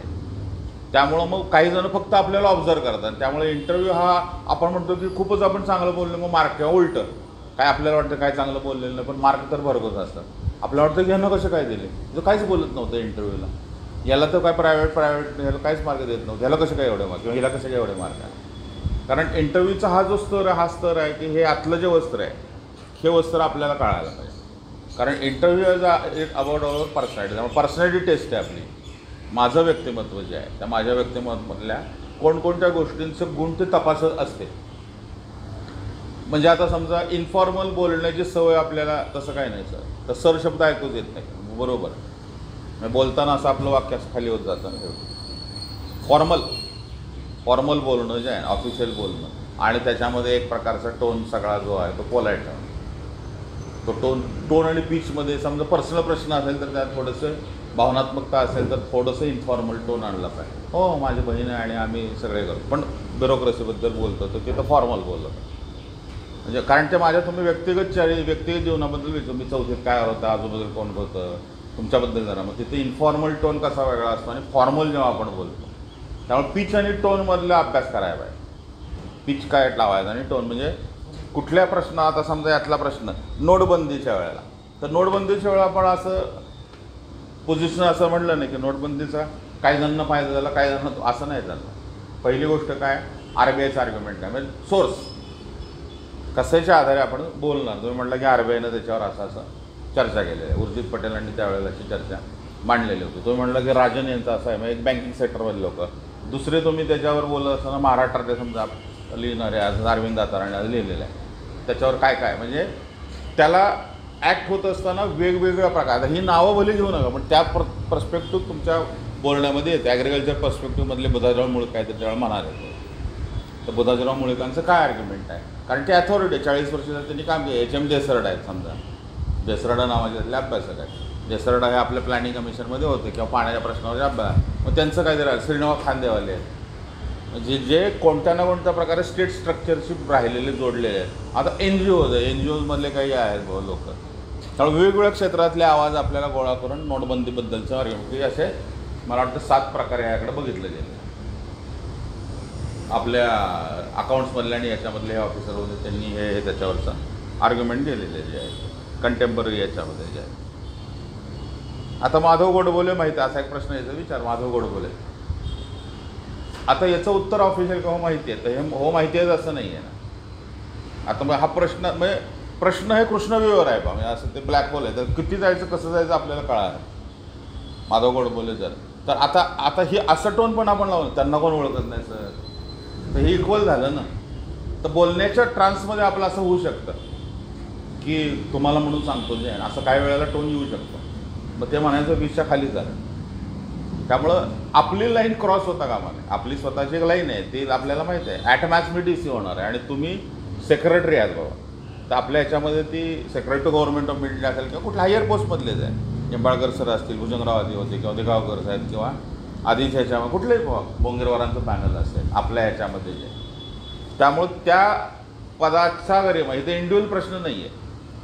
तुम्ही साखरच्या ह्याच्यावर काम केलेल्यावर त्या पदाच्यामधनं मी त्याच्याकडे बघणार आणि त्या पदाच्या अनुषंगानं माझ्या सगळ्या डोक्यामध्ये आहे स्ट्रक्चर आहे, त्या स्ट्रक्चरच्या संदर्भामध्ये मी बोलणार आहे. तुम्ही असं म्हटलं की अनफिनिश्ड इनिंग या पुस्तकात मी त्यांची पहिल्यांदा ओळख वाचली, तर बाबा हां म्हणजे स्ट्रक्चर्ड बोलायला कॅन्डिडेट आहे. मग दुसऱ्यांदा तुम्ही म्हटलं की मी त्यांचं एक भाषण ऐकलं होतं यामोकामोक ठिकाणी, म्हणजे पर्सनल काही सांगितलं, तुम्ही ऑफिशियल सांगितलं. आणि तिसरं त्यांचं अलीकडच्या काळात आलेलं पुस्तक होतं आणि बाबरीच्या कोट अनकोट वादानंतर त्यांनीच म्हटलं बाबरीचा वाद जो आहे 6 डिसेंबर 92 दिल्यानंतर त्यांनी रिझाईन केलं होतं आणि 59च्या बॅचचे ते IAS अधिकारी होते. म्हणजे त्याची सोर्स काय याच्यावर आपला भर द्यायला पाहिजे. आपण बोलतो त्याचा सोर्स काय असायला पाहिजे, तो सोर्स तुम्हाला ज्ञात पाहिजे. तुम्ही दरवेळेला कोट करावा अशी अपेक्षा नाही आहे, पण मला ज्ञात आहे. जर एकदम पटकन म्हणतं कशाच्या आधाराचं म्हणतं इकॉनॉमिक्स सर्व्हिस आत्ता वाचलेला आहे किंवा आता आज जसं म्हणाले होते की नज हा आवश्यक आहे का, कोर्टाच्या बातमी म्हणलेलं आहे नज फिलॉसॉफी जी आहे हा थोडासा सुप्रीम कोर्टनं दिलेला नज आहे, मग तो आपल्याला उपयुक्त आहे. सेडिशनवरची चर्चा चाललेली आहे त्याच्याबद्दलची चर्चा. त्यामुळे डेली रिडिंग थोडंसं जे आहे हे प्रश्न पण आपल्याला दिसतात की या काळात ज्यांना एक्सपेक्टेड आहे त्यांनी थोडं डेली रिडिंग एक्सटेन्सिव्ह करायला पाहिजे आणि मायक्रो करायला पाहिजे थोडंसं जे आहे. अशा मायनर याच्यातल्या गोष्टी ज्या आहेत त्याच्यातनं आलेल्या गोष्टी ज्या आहेत काय प्रकारच्या आलेल्या आहेत. आता जसं आता संगमरवर हा शब्द जो आहे तो एक्सपेक्टेड आहे किंवा दुकाना पाट्या मराठीत लाव, पण दुकान शब्दच मराठीत आहे का, दुकाना फारसी शब्द असेल तर मग त्याची पाट्या मराठीत कशी लावणार. आता परवाच बातमी होती. त्यामुळं हे कसं आहे आपलं रिफ्लेक्शन आहे. रिफ्लेक्शन म्हणजे काय, क्रिटिकली त्याशी एंगेज आपण होतो का. क्रिटिकली जसं त्यांनी विचारलं की फारसीतून मराठीत आलेले शब्द सांगा. फारसी जी आहे, फारसी म्हणजे मग पर्शियन आहे, मग पर्शियन कुठं आली. आता हे जनरल इंटरेस्ट आहे. पर्शियन कुठं होती, फिरोज होता आपला, समजा फिरोज कुठला बहामनींचा, फिरोज हा जायंट होता. आता हे थोडं आपल्याला हे कुठं जनरल जानवारच्या पुस्तकाचे रिव्ह्यू म्हणजे ज्याला म्हणतो ना आपण की अष्टावधानी पण आपण पाहिजे आणि अष्टावधानी पण असायला पाहिजे आणि दशग्रंथी पण असायला. बऱ्याच दशग्रंथी असू शकतात पण अष्टावधानी, कारण या अशा काही प्रश्नांचे अशा असणार की जे डायरेक्टली तुम्हाला ग्रेट लिपला म्हणजे माझं 56 नाही ते 68लाच आणला, 68 हालणार नाही, तर असे काही प्रश्न त्यात असणार. मग तशा प्रश्नांमधलं आपण मिस करतोय का. जसं थोडेसे ऑफबीट प्रश्न आहेत. समजा त्यांनी म्हटलं ऑरवेल, अरे ऑरवेल आहे म्हणजे मी माझा तुमच्यावर इंटरेस्ट निर्माण झाला, मी IPS आहे समजा किंवा कुठलं आहे, मला तुम्ही ऑरवेलियन सगळा डिस्कोर्स तुम्हाला माहिती आहे की नाव that is I am more tilted towards selection your selection. कारण तुम्ही यातला ऑरवेलबद्दलची चर्चा तुम्ही म्हटलं की बर्मामध्ये पोलीस होते, ते असं केलं होते, ते या प्रांतात होते, या शाळेतून आलेले होते. आता हे कुठं बघायला पाहिजे. आता आजचं समजा शनिवारचे बुक रिव्ह्यूज आहेत आपले येतात लोकसत्ताला, अशा सोर्सेसमधनं म्हणजे सीझन ब्युरोक्रॅट काय वाचतात ते वाचायला चालू करा. निंबाळकर सर काय अगदी सोप्या भाषेत म्हटलं का नाही, तर ते थोडंसं वाचायला करायला पाहिजे. पॅनल मेंबर काय काय वाचतात हे आपल्या डोमेनमध्ये असायला पाहिजे. मग आत्ता नाही आहे 97 ते 2007-08 मी कंटिन्युअसली MPSC विद्यार्थ्यांमध्ये काम केलेलं. त्यावेळेला एकदा बिस्मार्कवर विचारला प्रश्न, ते मी पण त्यावेळेला बघत होतं. ते बिस्मार्क नावाचं जहाज होतं, ते डिस्कवरी चॅनलवर नवीन आलं होतं, ते पॅनलनं बघितलं, दुसऱ्या दिवशी विचारलं. प्रश्नाचा सोर्स तुम्हाला जर टॅप करता आला तर ते चांगलं आहे. ह्याचं ऑब्झर्वेशन करताना तुम्ही हा सोर्स की निंबाळकर सरांनी किंवा कुठल्याही त्यांनी हा प्रश्न कुठून विचारला, हा तो म्हटलं की यांच्या माहितीच्या जगातनं आला म्हणजे त्यांचे जबरदस्त त्यांचा अनुभव आणि त्यातनं त्यांनी विचारतात. नाही नाही, हा प्रश्न गेल्या 8 दिवसातलं जे वृत्तपत्र होतं त्यातनं विचारलेलं आहे. मग मी असा निष्कर्ष काढला, असं ॲनालिसिस करून जे मागाशी मी म्हणलं की 22 ते 23% प्रश्न हे करंटमधले विचारलेले आहेत, जे फॅक्च्युअल आहेत. आणि त्या करंट डोमेनमध्ये आपल्या प्रीच्या मेनच्या अभ्यासाच्यामुळे आपण शक्यतो गेलेलो नाही किंवा गरज नाही आहे, पण आता ती इथं लागते. मग तसा दायरा थोडासा वाढवायला पाहिजे. त्यामुळे तुम्ही याचं व्हर्टिकल जसं याचं वाचन करा तसं हॉरिझॉन्टल वाचन करा. हॉरिझॉन्टल म्हणजे कुठले प्रश्न यातले, आता कुठला यातला पुढचा प्रश्न घेतला, M.F. हुसेन नाव ऐकलं आहे का, म्हणजे काय आमच्या पंढरपूरचेच आहेत ते, असं आपण म्हटलं तर त्याला थोडंसं नाही म्हटलं तर आपल्याबद्दल इंटरेस्ट निर्माण होतोच. मकबूल फिदा हुसेन यांचा घोडा कोण विसरेलो. आता हे आपल्याला जर माहिती असेल तर मग त्याच्यावर आपल्याला जास्त, तुम्ही म्हटलं की माहितीच नाही म्हणजे याचा अर्थ थोडं इंग्रजी ज्याला आपण व्हर्सेटाईल म्हणतो ना, वेल रेड किंवा बहुश्रुत. तर हे काय करत आहे, तुम्ही बहुश्रुत आहात का, तुमच्या हुशारीमध्ये आम्हाला रस आहे, कारण तुम्हाला आम्ही हुडकून शोधून आणले नाही. तर टफ कॉम्पिटिशन आहे, एकदम कमी पद आहे, त्याच्यात तुम्ही आमच्यासमोर. त्यामुळं इंटरव्ह्यू काय आहे, इंटरव्ह्यू ही सिलेक्शनची प्रोसेस आहे. मग इंटरव्ह्यूमध्ये जगभरच पॅनलचा इंटरेस्ट तुम्हाला काहीही करून निवडायचा असाच असतो, काही करून हे कॅन्डिडेट घ्यायचं, आपलाच असलं की नको नको मला नको, तर ते टाळायला पाहिजे. मग त्याच्यात आपला भिडस्तपणा, आपलं व्यक्तिमत्व, आपले पॅनलबद्दलचे परसेप्शन, आपले माध्यमांनी किंवा आता आपल्या भाषेत मार्केटनं केलेली समज गैरसमज, हे सगळं बाजूला टाकायला पाहिजे. आणि मला या प्रश्नाचं असं आकलन झालं. आणि कितीही कोणी म्हटलं तरी तुम्ही तुमची पर्सनॅलिटी जशी असेल ना, मी तुम्हाला असं म्हटलं की 6 वाक्य उत्तर संपवा 4, पण सर माझं 2 वाक्यावर जात नाही, मग 2 वाक्यावर बोलतात, कारण दॅट इज युअर पर्सोना. आणि त्यामुळे तुम्ही तुमच्या पर्सनॅलिटीशी ऑनेस्ट राहायला पाहिजे. अजून सोप्या भाषेत म्हटलं तर की तुम्ही जे नाही आहे ते याला कधीही दाखवूच नका. आपल्या आयोगाच्या पेच्यामध्ये कुठल्याही इंटरव्ह्यूला तुम्ही जे नाही आहे ते कधीही दाखवण्याचा प्रयत्नच करू, कारण ते वर्क नाही होणार. मग याच्यामध्ये confession is always good idea किंवा मे आय गेस. म्हणजे सौराष्ट्र आहे का कच्छ आहे, पण मराठवाडा विदर्भ नक्की आहे 371 आर्टिकलमध्ये, सौराष्ट्र पण आहे, कच्छबद्दल सर मी साशंका. तर हे ऑनेस्टी मार्क देऊन गेले आपल्या वाटतं की फॅक्च्युअल आलं नाही, पण नो म्हणजे आता तुमचं प्रशिक्षण केलं म्हणजे मी काय ओळखतो हेच ओळखतोय ना, की या कॅन्डिडेटचं कॅरेक्टर चांगलं आहे, कन्फेशन आहे, प्रामाणिकपणा आहे. आणि आपण नाराज होऊन होतो, अरे ते कसं विसरलो, त्यात आपण जरा आपला टिपिकल काय होतं म्हणजे की त्यातला रस जातो, आपल्याला वाटतं की वाईट झाला, पण त्यांच्यामध्ये खूप चांगला कॅन्डिडेट, कारण जे आहे तेवढंच मांडतो आणि तेवढंच स्वीकारतो. आणि त्यामुळं मग यांना घ्या. म्हणजे आता समजा मी आहे, आम्ही तर काय म्हणलं की आम्ही आमचं काम केलेलं आहे, आम्ही सेक्रेटरी होतो, हे होतो, अकॅडमिक होतो, आम्ही असे खानदेशी होते की ज्यांच्या याच्यावर हे सोडलं तर आम्ही निश्चिंत आमचं काय आम्ही काम केलं, आम्हाला असं गिल्ट नाही येणार किंवा कॅन्डिडेट निवडला आणि आमची फसगत झाली. मग असे सगळे खांदे आम्ही शोधते किंवा यांच्या ह्याच्यावर ते सोडलेले. आणि त्यामुळे काही एक्स्ट्रॉर्डिनरी विचारणार, काही ऑर्डिनरी विचार, जे प्रश्नांच्या म्हणून काही ऑर्डिनरी विचार, काही बिलो ॲव्हरेज विचारणार, म्हणजे आपल्याला काही लक्ष द्यायची गरजच नाही. माझ्या डोमेनच्या बाहेर जे आहे की मी म्हटलं की मग मी समजा काय माझे पोलीसमध्ये वडील आहेत आणि तुम्ही शेतीतच चालू होतो, एका टप्प्यानंतर मी सांगू शकणार नाही, कारण माझं तसं लाईफ एक्सपिरियन्सच नाही आहे. या उलट मी ॲग्रिकल्चर आहे, आमच्या ह्याच्यामध्ये शाळवाचं पीक आहे, 5 नंबरचं घेतलं, अमुक घेतलेलं आहे, सगळे हे डिटेल्स मला माहितीच पाहिजे. पण मी इकडं एअरफोर्सचं चालू केलं, एका टप्प्यानं मी सांगू शकणार नाही. किंवा पायलटच्या ह्याच्यामध्ये काय म्हटलं तर त्याचं ट्रेनिंग कसं असतं, कोण आहे, कुठले पायलट फेमस आहे, ह्याच्या टप्प्या का मी सांगू शकणार नाही. मग त्याचं प्रेशर घेता का? म्हणजे उत्सुकता कुठपर्यंत आहे, कुठल्या ज्याला आपण म्हणतो क्लासिक, जसं आता हे समजायचं एक आहे M.F. हुसेन. मग ह्या प्रश्न असं वाचलं तुम्ही, M.F. हुसेन आहे, जॉर्ज ऑर्वेल, हे काय क्लासिक आहे. क्लासिक म्हणजे काय, थोडंसं जगभरातले ज्याला आपण म्हणतो ना की जे काही बेटर असं जग निर्माण करण्यासाठी झटणारे लोक आहेत, त्यामधले हे लोक आहेत का, कलेच्या जगामधले, संस्कृतीच्या जगामधले, विज्ञानामधले, तंत्रज्ञानामधले किंवा आपल्या लिटरेचरमधले. म्हणजे चला आपण अब्दुल रझाक गुरनावर बोलूया. तुम्ही म्हटलं की अब्दुल रझाक गुरना माहीत आहे, ते डोमेन सोडतील, पण ते सोडताना थोडे नाराज होते. आणि ते जर हो म्हणलं तर अब्दुल रझाक गुरनांचं मी हे परवाच वाचले, त्याच्याबद्दल मला जास्त माहिती नाही, मी एक बुक रिव्ह्यू वाचलेला आहे. तर ह्यात ऑनेस्टी पण आली आणि ती लिमिटेशन पण आली.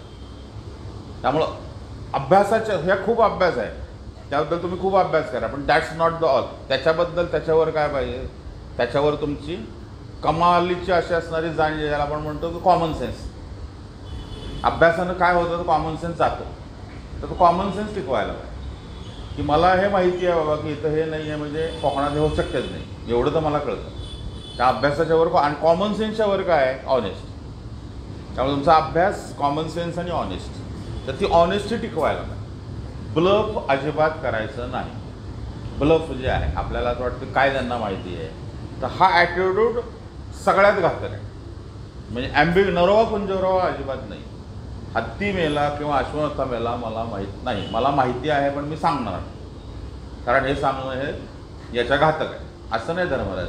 त्यामुळे ॲम्बिग्विटी नको, ॲम्बिग्विटी प्रॉब्लेमॅटिक करायचं. क्लिअर भूमिका असायला पाहिजे. ट्रान्सपरंट म्हणून आरसपणे असं आपलं व्यक्तिमत्व, असं पाण्यातनं जसं पलीकडचं दिसतं ना असं, तसं आपलं व्यक्तिमत्व त्यांना दिसायला पाहिजे. म्हणजे विश्वास वाटायला पाहिजे की कारण ते शेवटी कॅरेक्टर बिल्डिंगच आहे. म्हणजे त्यांना कॅरेक्टर आपलं पटायला पाहिजे. त्यांना आपलं इंटलेक्ट आणि हे जर असणे, कारण त्यांनी प्रिलिममध्ये सगळीकडे तपसून घेतलेलं आपल्याला, त्यामुळे लिस्ट बॉदर्ड अबाउट दॅट. मला आता अशा प्रकारचा माणूस पाहिजे की ज्याचं चारित्र्य अत्यंत चांगलं आहे. मग असा मनुष्य मी 70 का 80ला पण देऊन ठेवणार. मग तो कशा प्रकारे, तर तुमच्या एकूण व्यक्ती म्हणजे त्याला आपण म्हणतो it's a way of life. मग तो तुमच्या याच्या तो दोन्ही प्रकार, तो स्ट्रक्चर्ड पण आहे, तो हे पण आहे, बनवणं पण येता येऊ शकतो. तुम्हाला तर तयार करता येऊ शकतो बोलण्याच्या प्रॅक्टिसमधनं जे आहे ते. त्यामुळं बेस्ट वे काय आहे की याच्यावर आपल्याला स्वतःला येणारे आता हा एक समजा इंटरव्ह्यू आहे, दिगावकर BMS झालेला कॅन्डिडेट आहे. आपण BMS केलं पातंजली आणि काय काय प्रकारचं आयुर्वेदाच्या बद्दलचं काय आहे, सर्जरी कोणती होती, असे माझा एक बायोडाटा समजा आपला, तर ह्याच्यावर काय काय संभाव्य प्रश्न असतात याची एक यादी आपल्या आपण करायला पाहिजे की दीज आर एक्सपेक्टेड 50s किंवा एक्सपेक्टेड 100 माझ्यामध्ये. आणि हे एक्सपर्ट घेतले. मागच्या वेळी बऱ्याच कल्याण आहे किंवा बऱ्याच जणांना सांगितलं होतं बा की हे तुम्ही असे प्रश्न काढा आणि आपण त्याच्यावर बोलूया की हा प्रश्न याला जाईल, तुमचे प्रेफरन्स कसे आहेत, डेप्युटी सीओची कामं काय आहेत, महिलांनी आरक्षण कोणत्या घटना दुरुस्तीनं देण्यात आलेलं आहे. आता हे चुकलं तर याचा अर्थ की 10 मार्क कमी झाले. हे चुकताच कामाने असा प्रश्न आहे, कारण हे बेसिक आहे. Gender, zero tolerance on gender हे युनायटेड नेशन्स आहे ना. झिरो टॉलरन्स ऑन जेंडरवर 0 चूक, म्हणजे पहिल्यांदा कृती आणि नंतर बोला. दुसरं तसं टेररिझमवर आहे. त्यामुळे UNचं असं गाईडलाईन आहे बा, UNच्या सगळ्या SDGमध्ये MDGमध्ये काय हे आपलं पाठच पाहिजे बाबा, कारण त्याच्यावरचं बेसिक बेतलेलं जे आहे ते 3 टायर पॉलिटी. आणि याचं काय, मग ह्याचं बेसिक बाबा की हे 93-94 हे वरून लादलेलं आहे का, ब्रेटन वूड्स सिस्टम म्हणजे काय म्हणतं आपल्याला की IMF पण यांनी ते आपल्यावर आणलेलं आहे का, इकडे गव्हर्नमेंट सोडले तर ते कुठे नाही आहे. त्याचं थोडंसं बाहेर असं बघायला का 4 टायर बंगालमध्ये कुठं आहेत, वेस्ट बेंगॉलमध्ये 4 टायर जे आहेत. त्यामुळे आपलं तुम्ही जे प्रीमेन्ससाठी वाचता त्याच्यात थोडंसं बाहेर जर शक्य झालं आणि तसा रस तुमचा टिकून राहिला. म्हणजे उदाहरणार्थ चपळगावकर सर आहे, न्यायमूर्ती चपळगावकरांचं विधिमंडळ न्यायमंडळाचा संघर्ष नावाचं समजा पुस्तक आहे, नैतिक संविधानाच्या आधिष्ठ नावाचं पुस्तक आहे चंद्रशेखर धर्माधिकाऱ्यांचं. त्याच्यातून तुमच्या कारण या प्रश्नाला जर तुम्ही हँडल चांगलं केलं तर आपण 60च्या खाली नक्की नाही येणार. 60+ बरेच जण म्हणतो की आता मागच्या वेळेला किंवा आत्ता पण असतील की 2 वेळा दिलेले आणि 50 ते 58ची रेंज त्यांनी हलवलंच नाही आहे. याचं कारण त्यांच्या मिनिमम मी कायम ह्याच्यात उतरलं ते माझ्या प्रीमेन्सच्या किंवा माझ्या लाईफमधनं मी प्रिटेंड केलं आहे. पण तुम्ही असे जे प्रश्न विचारताय त्याच्याबद्दल माझं कमी पडतं आहे का बाबा. आणि त्यामुळे इंटरव्ह्यूची तयारी ही या प्रश्नांच्या ह्याच्यामधनं असे आडवे प्रश्न असे काढायचे की जे 60+ आहे. 60+चा आपण पहिल्यांदा विचार केला आणि मग 68, 65च्या वर आपण गेलो तर कोणकोणत्या प्रकारचं आपलं आता म्हणजे समजा याच्यामध्ये मला माहिती आहे BMS विद्यार्थ्यांनी मी जीवकाच्या स्टोरीपासून चालू केलं. जीवका गाजलेला विषय होता, धन्वंतरीचं काय होतं, अश्विन बंधूंचं काय. आता हे जनरल क्युरिओसिटीचा भाग आहे. हे काय माझ्या वाघभटाच्या आणि याच्यामध्ये असेल असं नव्हे, BMSचा विद्यार्थी म्हणून किंवा विद्यार्थी म्हणून माझ्याकडे असेल असं नव्हे. त्यामुळे तुमचं थोडंशी या जगाविषयी क्युरियस कॅन्डिडेट आहे हा किंवा ही क्युरियस आहे हा फील त्याच्यामध्ये यायला पाहिजे. मग तो त्यामुळं ते चर्चेत कुठल्या कुठल्या प्रकारचे आर्ग्युमेंट याच्यामध्ये आलेलं आहे त्याच्याबद्दलचे चर्चा जी आहे. म्हणजे समजा मी डॉक्टर नाही आहे पण डॉक्टरच्या ह्याच्यामध्ये अलीकडच्या ह्याच्यामध्ये ते सर्पिल असं स्पायरल असं त्यांनी घेतलेलं सिम्बल आहे. ह्याच्याबद्दल मी डिटेल खूप वाचलेलं आहे. My field is complete different. मी लॉचाच कॅन्डिडेट आहे किंवा माझं आर्ट्स आहे, फार्मस नाही, तरी मला डॉक्टरींच्या ह्याच्यामध्ये सगळे डिटेल्स मला माहिती येतात तर ते थोडं ॲप्रिशिएट होतं. म्हणजे माझ्या जगाच्या बाहेर जाऊन माझं काही वाचन आहे, माझा काही अभ्यास आहे, माझे काही रस आहेत, ह्या जगामध्ये मी सकारात्मकरित्या रस घेणारा कॅन्डिडेट आहे हे लक्षात आलं तर ते हायर लाईनला टच होईल. आणि दुसऱ्या बाजूला तुमची सांगण्याची पद्धती तेवढीच महत्त्वाची आहे. मग आता समजा काय एक 4 प्रश्न असे आपण घेतले ॲब्रॉडले ज्या सुचतील तसे, किंवा कुंभमेळ्याचं वर्णन तुम्ही कसं कराल. आता हा जनरल प्रश्न म्हणून आपण आपल्याला घ्यायला पाहिजे, कुंभमेळ्याचं वर्णन कसं कराल. मग आता तुम्ही असं म्हणलं की हे याला एक पटपट फिलॉसॉफिकल, कल्चरल, इकॉनॉमिक, हायजीन म्हणजे मेडिकल. फिलॉसॉफीनंतर लगेच मेडिकल घेतलं तर लगेच ते निगेशन किंवा त्याचं ब्लॉक होईल का चर्चा. म्हणजे त्याचा असा ब्रेनस्टॉर्म व्हायला पाहिजे की हा मग म्हणजे कुंभमेळा हा 12 वर्षानंतर येणार आणि 12 हा आकडा भारतीय तत्त्वज्ञानामध्ये वेगवेगळ्या प्रकारे बघितले आहे. 12 वर्षानंतर काय कळतं, 12 वर्ष आणि 12 वर्षाचं एक तप आहे त्याच्यानंतर येतं. आणि मग कुंभ हे वसिष्ठाचं कुंभ होतं, वसिष्ठ कुंभातनं जन्मलेले होते. कुंभ ह्या शब्दाला एक ऐतिहासिक आहे. आणि मेळा हा शब्द या 3 भाषांमध्ये अशा प्रकारे वापरला आहे. तर कुठलाही प्रश्न घेतला, काही साधं आपण घेतलं ना की बाबा मोबाईलबद्दल काय वाटतं आपल्याला, असं साधं घेऊन त्याच्यावर आपण काय आर्ग्युमेंट करतो याचे ब्रेनस्टॉर्म करत राहणार. त्यातनं काय होतं, प्रोज अँड कॉन्स पटपट, कारण तिथं ते म्हणतं बरं जाऊ द्या सोडा पुढचं घ्या विचारावं तुम्ही, तोपर्यंत ती आपल्याला सुचतं पण तोपर्यंत ती संधी जाते. आणि त्यामुळे मग त्यांचा इंटरेस्ट निघून जायच्या आधी असे काही घेतलं किंवा ह्या आगरकरांच्याबद्दल इष्टासन ते बोलून साध्यासन ते करेन, स्त्रियांनी जॅकेट घातलीच पाहिजे असे म्हणणारे आगरकर. हे माझ्या डोक्यात पटकन आलं होतं. म्हणजे कुठल्याही याला बघत असताना त्याचे आपल्याला पटपट काय काय सुचतात काही घ्यायचं आणि त्यामुळे त्याला असं थांबून नाही राहायचं. समोर हे ब्रेनस्टॉर्मिंग आपण म्हणतो चिन्ह स्टेपलर, तर म्हटलं स्टेपलर मला नॅशनल युनिटी वाचतो सगळ्यांना जोडतो. आता हे मी केलं डिस्कस, ह्याला कोणी याची गरज नाही आहे. म्हणजे याचं इंटरप्रिटेशन काय आपण नंतर देऊ ते देऊ, पण सुचणं जे आहे, कारण आपल्याला त्यांनी आपलं व्यक्तिमत्व त्यांना समजून द्यायचं. 16 ते 18 मिनिटाचा ॲट मॅक्स आपण वेळ घेतलेला आहे त्यांच्याकडून, तो त्यांनी अलॉट केलं. मग याच्यामध्ये तो स्पीड, ती पर्सनॅलिटीतला आपण म्हणतो ना की तो ज्याला काय म्हणतो की तुमचा एक इनोसन्स पण आहे आणि करेज पण आहे, म्हणजे तुमची ऑनेस्टी पण आहे आणि तुमची होप पण त्याच्यामध्ये दिसते. ज्या वयाचा आपण जो भाग आहे त्यामध्ये ती होप आहे, या जगाबद्दलची होप आहे की हे जग वाचेल तर यासारख्या लोकांमुळेच वाचेल. जगात काही चाललं तरी हा मनुष्य तसं नाही आहे, याच्यामुळं आपल्याला हे वाटतं की हे चालणार आहे चांगलं. आपण म्हणतो ना 99 वाईट आहेत पण 100वा आहे म्हणून तर त्याचा दबाव आहे सगळा, आणि म्हणून तर ते चाललं आहे. त्यामुळे तो मनुष्य आपण आहोत का, त्या प्रकारची मॉरॅलिटी आपल्या याच्यामध्ये आहे का, आणि त्याच्या दृष्टीनं मग आपण त्याकडं काय प्रकारे बघतो एखाद्या प्रश्नाकडं, त्याचं बेसिक काय बऱ्याचदा आता मागच्या वेळेची उत्तरं जी होती ती मेकॅनाइज होती. मेकॅनाइज म्हणजे काय, एक तयार करून ठेवलेली होती आणि तीच उत्तरं नाही दिली तर अनकम्फर्ट होतं. त्यामुळे तुम्ही डिलर्न करायला शिकलं पाहिजे. डिलर्न म्हणजे आपण जे शिकलेलं ते विसरायला पाहिजे, मग खरं आपलं बोललं ते. फकीरात जसं असतं ना आपण म्हणतो ना की ते सगळं काहीच नाही आहे, मग तो जे बोलतो ते असं ईश्वरी होतं नाही, वाणी त्याची जी आहे अशी एकदम सगळ्यांना भावते, साधंच असतं पण ते एकदम बेसिक होतं.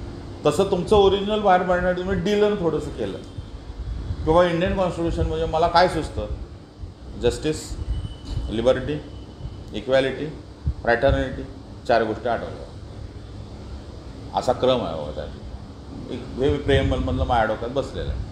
मग याच्याबद्दलचं नाही, तुम्ही म्हटलं की मग आता इकडं घेतलेलं आहे दुसऱ्या मॉरॅलिटीतल्या काही गोष्टी संविधानातल्या याच्यामध्ये आहे, त्यामुळे त्याच्याविषयीचा विचार जास्त झाला पाहिजे. त्यामुळं इंटरव्ह्यू हा असा 2 तरी ध्यान लावून बसल्यासारखी गोष्ट आहे.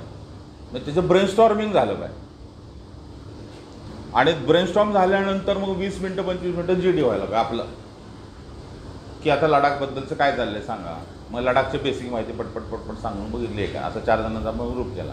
तुम्ही लडाखबद्दल बोला, लडाखचे आता पॉलिटिकल रिप्रेझेंटेटिव्ह काय, पुण्यामध्ये लडाखची कुठली परिषद झालेली होती, आता तो एक्झॅक्टली पडलेला पूल कुठला होता, तिथं कुठनं गाडी गेली, त्याचं लोकेशन काय प्रकारचं आहे, म्हणजे त्याची एकदम बारकाव्यावर काम केलं. कारण लडाखची चर्चा त्या सुरू झाली.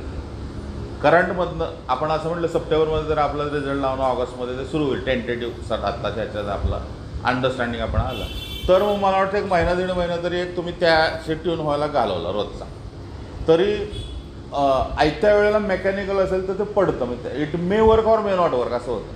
आणि त्यामुळे थोडंसं लांबणं चालू केलं तर ते सस्टेन आणि ड्युरेबिलिटी जास्त राहील. त्यामुळे आत्तापासून थोडं त्याच्यावर बेसिक काम चालू करत राहायला पाहिजे, त्याचे आर्ग्युमेंट जे आहे ते. आता जसं विचारलेलं समजा हा एक माझ्यासमोर असणार हे आहे, हॉबीज तुमच्या काय आहेत? हॉबीज जे आहेत हॉबीज समजा आता त्यात हे ते लिहिलेलं आहे मूवीज, तर मूवीज, फिल्म्स, पिक्चर, सिनेमा कुठला शब्द ॲप्रोप्रिएट आहे हा आधी विचार त्यावर झाला पाहिजे. I am interested in say movies, मला सर सिनेमे बघायला आवडतं, मग सिनेमा हा आपला हॉबी आहे. सिनेमा हा सिनेमॅटोग्राफी आल्यानंतर आलेला आहे का? सिनेमा हा शब्द आहे तो वेगळा आहे. आधी काय होते, आलं मारा काय आहे बाबा, मूवी आली ना, टॉकीज होती का आधी. आता हे शांत राहिल्याशिवाय सुचणार ना त्यावर, की आता मूवी आलं म्हणून त्याच्यावर आपण बोलायला लागलो असं जे आहे मूवीज. मग मूवीज कुठल्या मग मूवीजमध्ये अलीकडच्या काळात काय बघतात ते गुप्तगू तुम्ही बघत असाल. गुप्तगू नावाचं राज्यसभेला चालायचं पा. गुप्तगूमध्ये खूप असे इमिनंट गाजलेले फिल्ममधले इरफान नावाचा गाजलेला फिल्मचा अभ्यास होतो, मुलाखत घ्यायचं सगळं राज्यसभा आता संसदमध्ये जे आहेत. मग त्यात पहिलं काय कास्टिंग डिरेक्टर्स कोण कोण असतात, कास्टिंग डिरेक्टर विचारले जाऊ शकतात. मग त्याच्यातले लिरिक्स बऱ्याच पुष्पाचं लिरिक्स कुणाचं आहे इथं लिहिले पुष्पा. मग RRR ही स्टोरी जी आहे ती खरोखर होते का, तो भीम खरोखर आहे का हिस्ट्रीमधला, आणि आलोरी सीतारामराजेचं पुढं काय झालं. मग तो चेंचूनचं रिजन बघितलं आहे का तुम्ही? चेंचूनच्या मधले आहे ना ते, चेंचू ट्राईब आहे. मग चेंचूचं पुढं काय झालं, मग आलोरी सीतारामराजे आणि पोट्टी श्रीराम यांचा संबंध तुम्हाला माहिती आहे का बाबा? म्हणजे RRR बद्दलचं जास्त. तिसरा अर्थ काय आहे बाबा, तिसरा त्यातला अर्थ मिनिंग आहे, 2 अर्थ म्हणलेलं. म्हणजे त्याच्याबद्दलची मग आपली एकूण क्युरिओसिटी आणि आपली त्याकडे बघण्याची टेक्निकल ब्युरोक्रॅटिक सवय जी आहे ती यायला पाहिजे. ब्युरोक्रॅटिक म्हणजे बजेट किती आहे, यांनी लोकेशनला परवानगी घेतली होती का, हे कुठं लोकेशन झाले आहे, याच्यात आलेली नावं ही कुठली आहे, मग आदिलाबाद हे कुठलं गाव आहे, आदिलाबाद आज तिथं आहे का, मग आज पॉप्युलेशन किती आहे, मग त्या ट्रायबलचं आंध्रातलं आणि तेलंगणाचं कॉम्बिनेशन कसं झालेलं आहे, आज ते कसं फिरलेलं आहे. त्यामुळं fiction is ultimate reflection of your society. हे मला हॉबी बघताना मला माहिती आहे बाबा, हॉबीच्याबद्दल माझं असं मत आहे. हॉबी मी काय, हॉबी म्हणजे नुसतं विरंगुळं नाही, माझ्या हॉबी हे सर्जन आहे, म्हणजे क्रिएशन आहे, क्रिएटिव्हिटी आहे. मी स्वतःला माझं काय 22-23 वर्षाचं आयुष्य आहे. खूप दमल्यानंतर मला वाटतं की ज्यांना मी परत नव्यानं सामोरे जाते किंवा जगण्याला सामोरे जाते ते माझ्यामध्ये छंद आहे, माझं मायाप्रती लावलेली व्याख्या. तसं तुम्ही तुमचं जरा काहीतरी सांगण्याचा प्रयत्न केला तर ते प्लीज होते. ते टेक्निकल मेकॅनिकल असं व्हायला लागलं तर ती लाईन आहे आपली म्हटलं ना असं 55-58, तर त्याच्यावर जायचं असेल 65-68 तर त्याला तुम्हाला इंटरनलाइज करायला, आपण इंटरलाइज करायला पाहिजे म्हणतो ना. म्हणजे माझी हॉबी म्हणजे काय, तुम्ही हॉबी कशाला हे सगळं तुम्ही सांगता ते बरोबर, पण आपल्याला असं नाही वाटत. मला असं वाटतं आम्ही मिरजेच्या भागातले कॅन्डिडेट आहे किंवा आहे किंवा आहे, तर माझ्यामध्ये आमच्यामध्ये हॉबीच्या अशा अर्थ आम्ही घेतलेलं. हॉबीचा अर्थ हा होता, हॉबी म्हटलं की एक्सपेन्सिव्ह होतील फोटोग्राफी, त्यामुळे मला आवडते पण केलेली नाही. म्हणून मग आम्ही आता सूर्य सनसेट आणि माय हॉबी काय आहे, वॉचिंग सनराईज आणि watching sunset is my hobby असं आपण म्हटलं. सूर्योदय बघणं, सूर्यास्त बघताना एक उदासी बाबा असतं माझ्यामध्ये पण असते असं मी सांग, तर तो इंटरेस्ट आपल्यामध्ये येईल का. गार्डनिंगमध्ये समजा कुठलंही तो आपण जे सांगतो त्याच्यावर आपण मूलभूत बोललो, त्यामुळे इंटरव्ह्यू हे तुमची ओरिजिनॅलिटी बघण्याची जागा, तुम्ही किती ओरिजिनल आहात. आणि त्यामुळं जे नाही आहे ते येणार नाही. आपण नेणिवेत पकडतो आपण म्हणतो, ते नेणिवेत पकडतं आपल्याला. त्यामुळे तुम्ही कितीही गेलं तर ते बरोबर खरं येतच. आणि त्यामुळे बेस्ट वे काय, मग खरंच बोला. पण खरं बोलण्याचा फायदा असतो, काय बोललं लक्षात ठेवायला लागत नाही. आणि ते बोलण्यासाठीची तुमची स्वतःची पद्धती आहे, ते ट्रेंड प्रोफेशनल पाहिजेत. NSGचे जे कमांडोज असतात ना, सोप्या भाषा आपण म्हटलं ना, त्या आसाम रायफल नाही चालणार ना तिथं, ते NSGच आहे. तसंच आहे ना आपल्या याच्यामध्ये, आपण जर तलाठ्यासारखं समजा लोअर अगदी याच्यासारखं होत तसं नाही चालणार. याच्या स्ट्रक्चरसाठी बोलण्याचं एक ट्रेनिंग आहे आपल्याला. फॉर्मली डायलॉग कसा करायचा, तर तो डायलॉग जो आहे त्याची फॉर्मॅलिटी काय, म्हणजे संबोधन कसं आहे आपलं दरवेळेला. म्हणूनच म्हणतो सर आपण बरोबर आहे सर किंवा हो सर, मग आता हे कसं हँडल करायचं आपल्याला कळत नाही आहे. तुम्ही आता त्याला प्रतिसाद आपण द्यावा का, नुसतं मानेनं हे करावं. म्हणजे माझं असं म्हणणं आहे, मग आपण त्याला ब्लँक चेहरा ठेवला तर त्यांना काय रिॲक्शन येईल, तर कसं स्माईल कसं टिकवायचं आहे, किंवा तुमचं बॉडी लँग्वेज ज्याला आपण म्हणतो ती बॉडी लँग्वेज तिथं कशा आहेत. मग जसं म्हटलं त्याच्या डायगोनल मागं उभं राहिलं, बसताना आपले पाय समजा आहेत असं असे आहेत का, असे आहेत हलत आहेत का, असं आहात असं हे होतं आहे का, सगळ्यावर जरा विचार झाला पाहिजे. आणि बेसिक तुम्ही जे आहात तेच तिथं जायला पाहिजे. पहिल्यापासून मला असं वाटतं की मी थोडंसं बोलल्यावरच जरा जास्त लेकरांना कळतं, जास्त बोलल्यावर. तर मग ते जास्त बोलणं हे तुमचं पर्सनल. कुणीतरी सांगितलेलं म्हणून तुम्ही ते मिनिमाइज करायला झालं तर तुम्ही हे पण राहणार नाही ते पण राहणार. आणि त्यामुळे रिफॉर्म कमी काळात होणार नाहीत. अगदी सूचना व्हॅलिड आहे, पॉईंट वेल टेकन. निंबाळकर सरांनी स्वतःच सांगितलेलं आपल्याला, पण ते 2 दिवसात शक्य नाही आहे. त्यामुळे मग मी तुमचं पण होणार नाही आणि माझं पण होणार. तर बेस्ट वे काय माझं आहे ते ऑनेस्टली मी देण्याचा प्रयत्न करतो. आणि त्यामुळे तुम्ही रिझल्टनंतर विशेषतः किंवा त्याच्या आधी तुम्ही हे प्रत्येक लाईन ठरवा की याच्यानंतर माझ्या व्यक्तिमत्वात एवढे बदल होऊ शकतात, एवढे बदल नाही होऊ शकतात. आणि त्या बदलाची एक ही लाईन आहे, याच्या पलीकडे आपण असणार आणि याच्या पलीकडे नसणार. आणि मग अशा प्रकारेच म्हणजे माझं पर्सोना ठेवूनच तुम्ही मला स्वीकारा. तुमच्यासारखं व्हायचा प्रयत्न करणार मी, ब्युरोक्रॅटिक याच्यामधनं होणार. पण माझ्यामध्ये ते काम आपण ट्रेनिंगमध्ये करू. माझी तुम्हाला ऑनेस्टी, मग आत्ता काय बघणार ते तुमची ऑनेस्टी आहे का, तुमची ट्रान्सपरन्सी आहे का, तुमची कमिटमेंट आहे का, तुम्ही कन्सिस्टंट आहे का, तुमचं कॉन्स्टिट्युशनल व्हॅल्यू ओरिएंटेशन आहे का. कॉन्स्टिट्युशनल व्हॅल्यूज जे आहेत त्याला आपण पर्सनली मला काय पण वाटतं की काय बायकांना अक्कल नसते असं मला वाटतं, लगेच उडवणार. त्यामुळे पर्सनल तुमच्या मताला काही नाही आहे. नेशनला, या नेशनला लागणाऱ्या व्हॅल्यू सिस्टीम तुमच्याकडे आहे का. आणि याचा एक पॅरामीटर काय, कॉन्स्टिट्युशनल व्हॅल्यू सिस्टीम. माझं कम्युनिटीजबद्दलचं, सोसायटीबद्दलचं, माणसांच्याबद्दलचं ऑब्झर्वेशन काय, याला शून्य महत्त्व आहे. एकच गोष्ट व्हॅलिड आहे, दॅट इज कॉन्स्टिट्यूशन. इंडियन कॉन्स्टिट्यूशनला जे पूरक ते सगळं मला माझं करता आलं पाहिजे. मग त्याच्यामध्ये माझे प्लस मायनस गरजेचे बाजूला टाकायला की बाबा ह्यांचं साधू महंतांचं मला फार आवडत नाही, त्याचा संबंधच नाही. कॉन्स्टिट्यूशनल आर्टिकल 25 काय सांगतो बा, त्याच्यामध्ये काय फेथ सांगितलेलं आहे, कशाचं स्वातंत्र्य आहे ना. आपल्या प्रिएम्बलमध्ये काय काय सांगितलं आहे. त्यामुळं मग आपलं बरोबर चाललं आहे बघण्याचं काय, कॉन्स्टिट्युशनली ते आपण बरोबर करतो तर आपलं बरोबर चाललं आहे. आता काही केस स्टडीज याच्यात दिलेल्या होत्या, काही केस स्टडीज लोक इथं बसलेल्यांना पण विचारलेल्या असतील पा, त्याच्या दृष्टीनं काय काय प्रकारचं आहे. आता जसं इथं हा एक प्रश्न विचारला आहे पा, तुम्हाला चित्रपट बनवायचा त्यासाठी तुम्ही सुरुवात कशी कराल, चित्रपट निर्मिती आणि कोणकोणते. आता याच्यात चित्रपट हा असं म्हटलं आता की नाटक हे काय ॲक्टरचं आहे आणि सिनेमा हा डिरेक्टरचा आहे.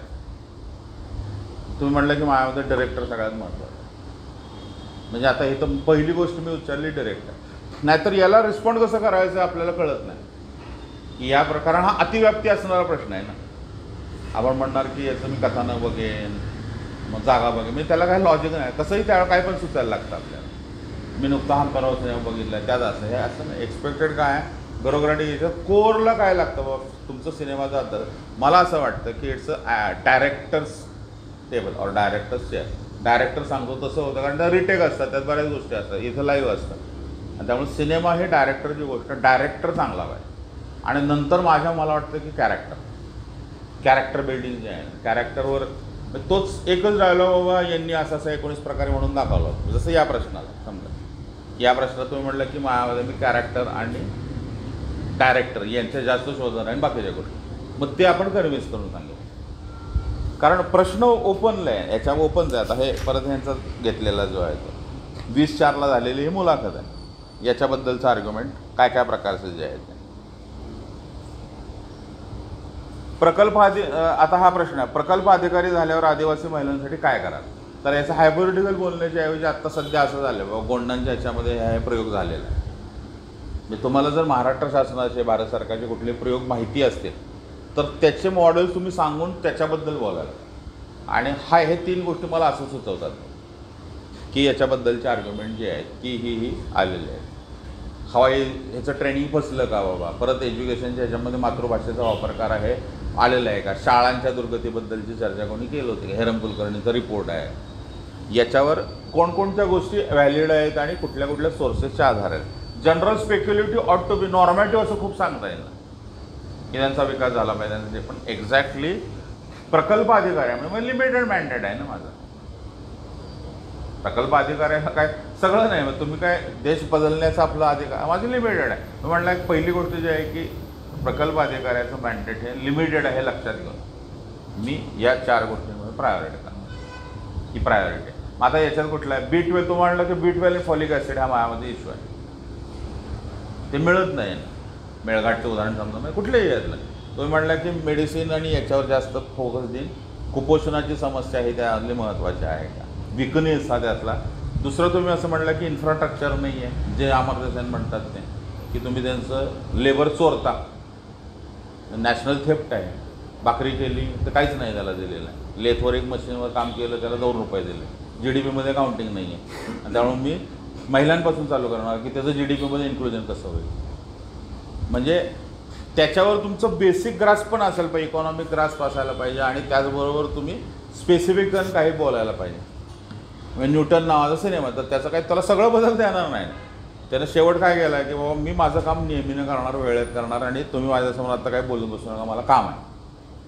प्रकल्प अधिकाऱ्याचं मॅन्डेट लिमिटेड आहे. प्रकल्प अधिकारी ह्या गोष्टी करू शकतो. मग आत्ता असे कुठले कुठले प्रकल्प आणि काय काय चाललेलं आहे याच्याबद्दलचे काही अंदाज आणि लार्जरला आत्ता मी जसं म्हणलो आर्ग्युमेंट काय असू शकतं.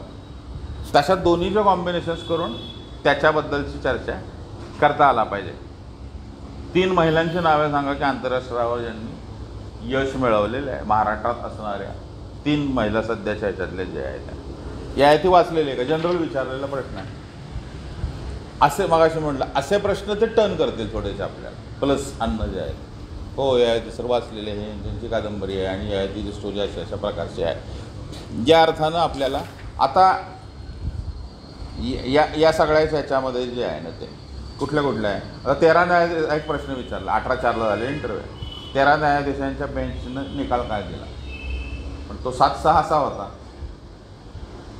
13 न्यायाधीश पण ते 7-6 आहे ना. बेसिक स्ट्रक्चरचं केशवानंद भारतीमध्ये काय झालं, मग ती 7 नावं पण माहीत पाहिजे, 6 नावं पण माहीत पाहिजे.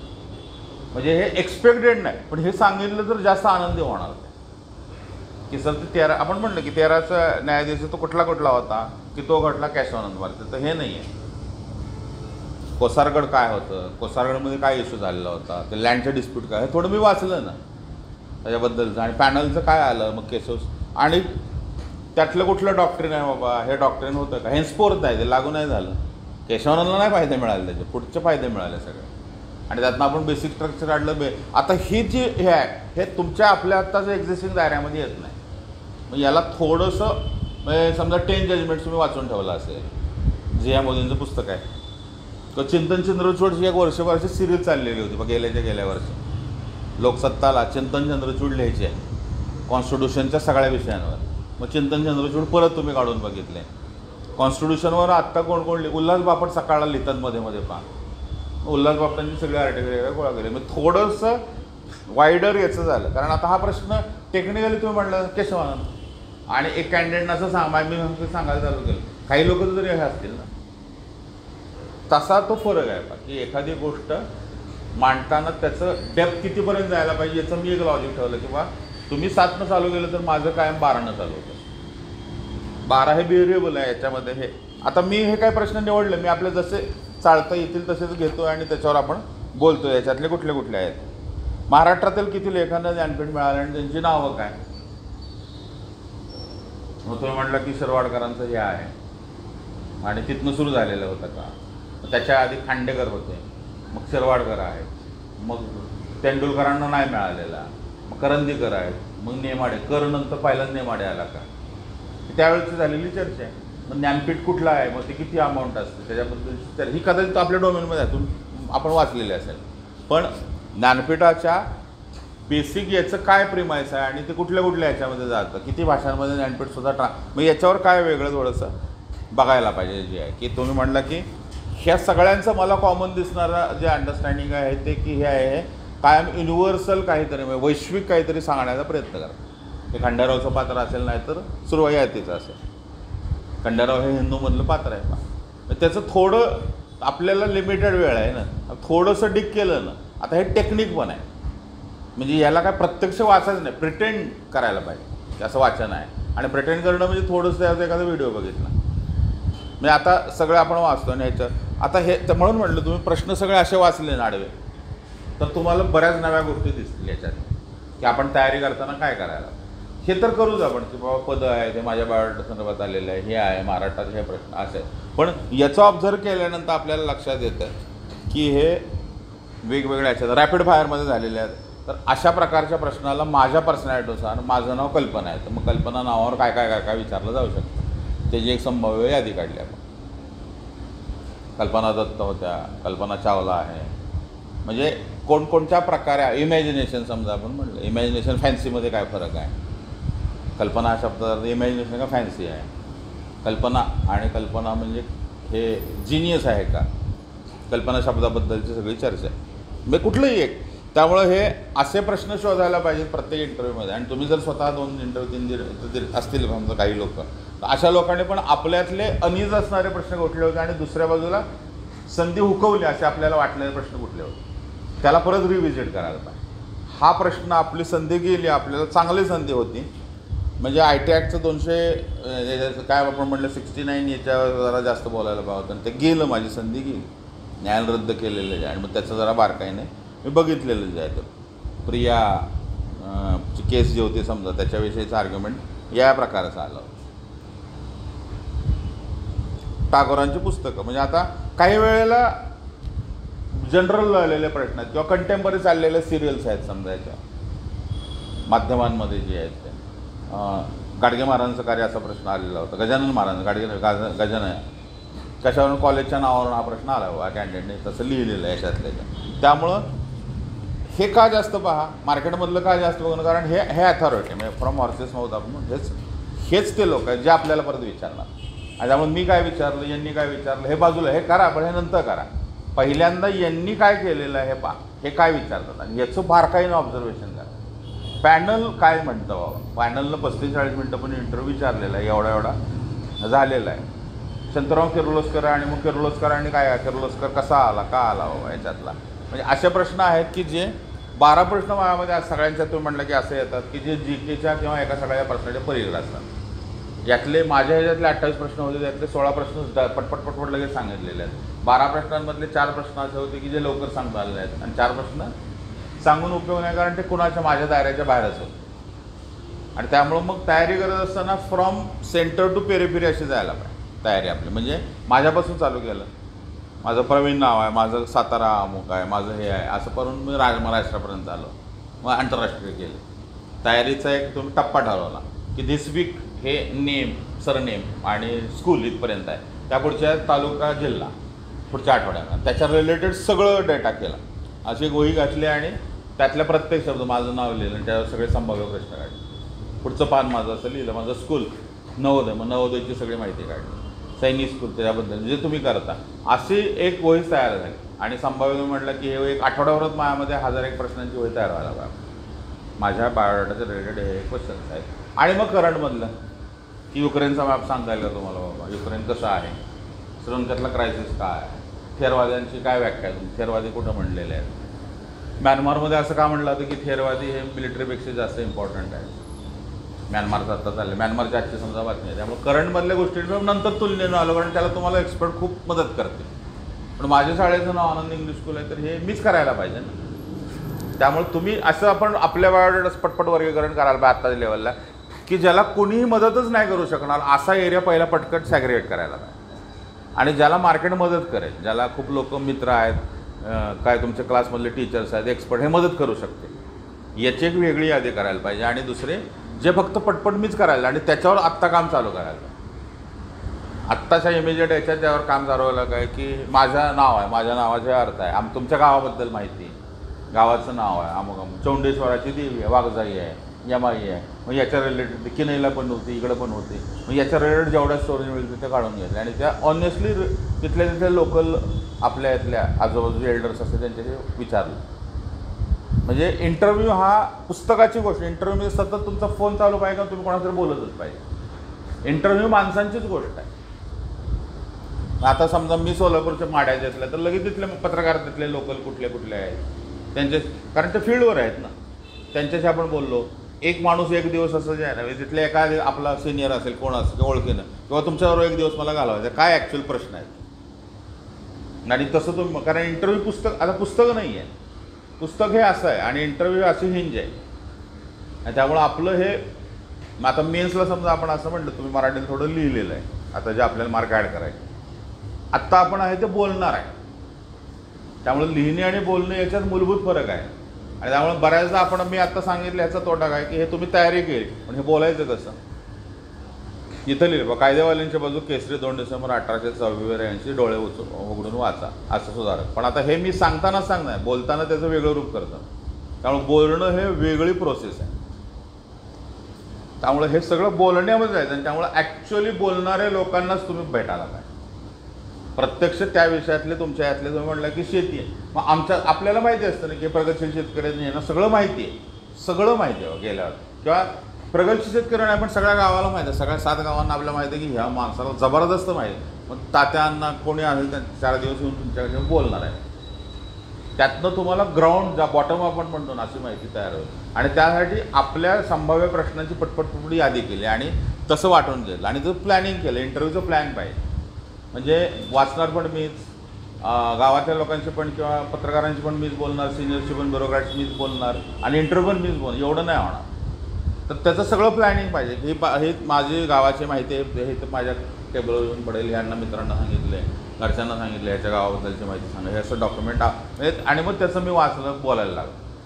म्हणजे माहिती गोळा करणे हे इंटरव्ह्यूचा भाग नाही. हे तुम्हाला कोणाकडून तुमच्या सोर्सेसला, म्हणजे तुम्ही सेंटरला आहेत आणि तुमच्यासाठी सगळे पळतात, तर याचा अर्थ इंटरव्ह्यू बरोबर चालले. सगळे तुमचे काय जे काय सोर्स आहेत ते सगळे निवांत आहेत, तुम्हीच पळताय, तर याचा अर्थ इंटरव्ह्यू नीट नाही चालला. COPची माहिती मी फोनवर लोकांना करायला पाहिजे. ते व्हिडिओ पाठवून त्या काय झालं आता मला ह्या विषयाची तयारी करायची आहे, तुम्ही बोला सिनियर आहे किंवा ज्युनियर आहे. त्यामुळे त्याचं मॅनेजमेंट चांगलं पाहिजे, इंटरव्ह्यूचं मॅनेजमेंट चांगलं इफेक्टिव्ह पाहिजे. नाहीतर मग ते फंबल होतं किंवा टायरसम होतं असं. कारण एकटंच आपण सगळं असं सिंग्युलर करत असतो. त्याच्याऐवजी प्रत्यक्ष आपल्याला अधिकाराचा मनुष्य आहे, मित्र आहे, मैत्रीण लगेच कामाला लावायला पाहिजे की मला पाहिजे की आपली शाळेची माहिती मला एक विषयांक आणून द्या, हा आपल्या नगर वाचन आहे त्याच्यामध्ये हे तुम्ही मला द्या. असे रिसोर्सेस सगळे तुम्ही डिस्ट्रीब्यूट करून त्याचं एक मटेरियल तयार करायला आणि मग त्याच्यावर बोललो आणि गेलं. कमी वेळात जास्त काम कसं होईल हे आपलं बेसिक कॅरेक्टर आहे. आपले रिसोर्सेस आपण मॅनेज कसे करणार, तुमचे रिसोर्सेस तुम्हाला मॅनेज करता आले. आणि त्यामुळे इंटरव्ह्यू हा ड्रास्टिकली प्री आणि मेन्सच्या पासून वेगळी गोष्ट आहे. काय वेगळी गोष्ट आहे तर इथं माणूस आहे, पहिल्याच्या 2 ह्याच्यात कागद होता. त्यामुळं एका माणसाला, जिवंत माणसाला आपण भेटणार आहे. मग जिवंत माणसांना जास्त जास्त भेटलं तर बोलणे हे करणे, मग अगदी नोटरी आहे समजा. नोटरी काय लिहितेच बाबा, जेवढं आपल्या रिलेटेड, माझ्या वाटा रिलेटेड जेवढं येईल तेवढ्या व्यक्तींची आपल्याला माहिती गोळा केली. आमच्या इथं आवर्षण आहेत, विहिरी आहे, तर आमच्या इथं पाणके फार आहे, त्याची मला माहिती कळायला पाणी काढणार. मग ही माझी माहिती वापरू शकतो का? मग त्याच्या काही पाणक्यांची बोलते कसे पाणी काढतात. म्हणजे काही प्रश्न असे असणार की जे तुम्ही सांगितलं पॅनल अवाक होईल. आमच्या गावाची याची माहिती अशी असं आहे, असं चाललेलं आहे. जमिनी सेल आमचा भाग ह्याच्यामध्ये होता. जमिनी सेल झाल्यानंतर पुढं काय झालं तर ती ग्राउंडची जी माहिती आहे, त्यामुळे तुम्ही ग्राउंडवर पाहिजे आणि लोकांशी बोललेलं असलं पाहिजे. प्रत्यक्ष फील्डवर प्रत्यक्षात ह्या समस्या आहेत. मग आपले तुमचे सिनियर नायब तहसीलदार असतील, कुठलेही पदावरचे अधिकारी असतील किंवा त्या भागातले एक्सपर्ट असतील, अगदी दरवेळेला का पोपटराव पवारांसारखेच असतील असं नाही, पण आदर्श ग्राम योजनेमध्ये ह्या गावानं काम केलेलं आहे, यांचं हे काम चाललेलं आहे. माझ्या आजूबाजूचं जे सगळं जग आहे त्याच्याबद्दल तर 70+ होईल. मागच्या वेळेला हा एक मेजर मला जाणवलेला फ्लॉज होता ना, तो म्हणजे 40 लोकांचे मी इंटरव्ह्यू घेतले होते जे आत्ता होते, तर डिस्टन्स राहिले. आता आपलं ग्रॅज्युएशन आणि आपलं गाव हे थोडं लांब, कारण 2-2.5 वर्ष 3 वर्ष संपर्कच नाही आहे. तो इमिजिएटली एस्टॅब्लिश करायला पाहिजे, प्रत्यक्ष लगेच तिथं जायला पाहिजे की बाबा आता मला जतवरचा एक कॅन्डिडेट आवडला, ते मुलगी जतच्या भागात, तर ते काय आठवतच नव्हतं. तर हे एक्सक्युजेबल नाही. तर तुम्ही लगेच ते रिव्हिजिट करायला पाहिजे, तिथं जायला पाहिजे. लोक काय म्हणजे लगेचच्या लगेच त्याचं रिगेन करायला पाहिजे, कारण ते आपलं ओरिजिन आहे. तिथं आपण लहानपणापासून एवढ्या कालापर्यंत मोठं झालो नाही, म्हणजे ते लोक एक्सपेक्ट करणार. तुम्हाला त्याच्यातल्या बऱ्याच गोष्टी माहिती आहे आणि आता ते फोटो फेंट होत असेल तर ते ॲक्सेप्टेबल नाही. त्यामुळे तुमचं ग्रॅज्युएशन चांगलं पाहिजे, जबरदस्त कंट्रोल पाहिजे ग्रॅज्युएशनवर. ग्रॅज्युएशनला एक्सक्यूज नाही. मी असं म्हटलं की नाही सर 4 वर्षापूर्वी झालेलं आहे, असं नाही चालणार.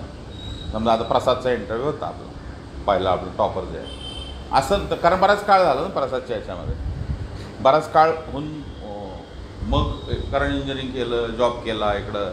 पण ह्या गोष्टीला एक्सक्यूज नाही, कारण ते तुमचं बेसिक आहे ना. तुम्ही तुमच्या आयुष्यातली 4 वर्ष 3 वर्ष 5 वर्ष घातवलेले आहेत. कुठलेही आता हे इंजिनिअरिंगचं सोडलं तर माझं लॉच आहे समजा, 12+5 घेतलेलं आहे आणि मग मला केसेसवर बोलता येत नाही, तर असं नाही. त्यामुळे graduation is inevitable in graduation completely तुमचं डॅमेज करणार किंवा वाढवणार. त्यामुळे ग्रॅज्युएशनला सिरियसली घ्यायला पाहिजे. ग्रॅज्युएशनवरचे प्रश्न याच्यातले काय काय आलेले आहेत ते सगळे आपल्याला बघत राहायला पाहिजे. त्यातला आर्ग्युमेंट जे आहेत ते काय काय प्रकारचं आलेलं आहे याच्यातले. त्यामुळे दुसरा जो एरिया आहे तो म्हणजे तुमचा, जसं यांनी 10वी 12वी बऱ्याच जणांनी विचारलं तसं ग्रॅज्युएशनच्या ह्याला जायला पाहिजे. आणि तिसरं मग माझं जे जिथं वाढ झालेली आहे, ज्याला आपण पंचक्रोशी म्हणतो, माझा जो माहोल आहे, माझ्या आजूबाजूचं जग आहे, गाव, खेडं, तालुका, शहर, याच्याबद्दलचा नोहाऊ चांगला असावा.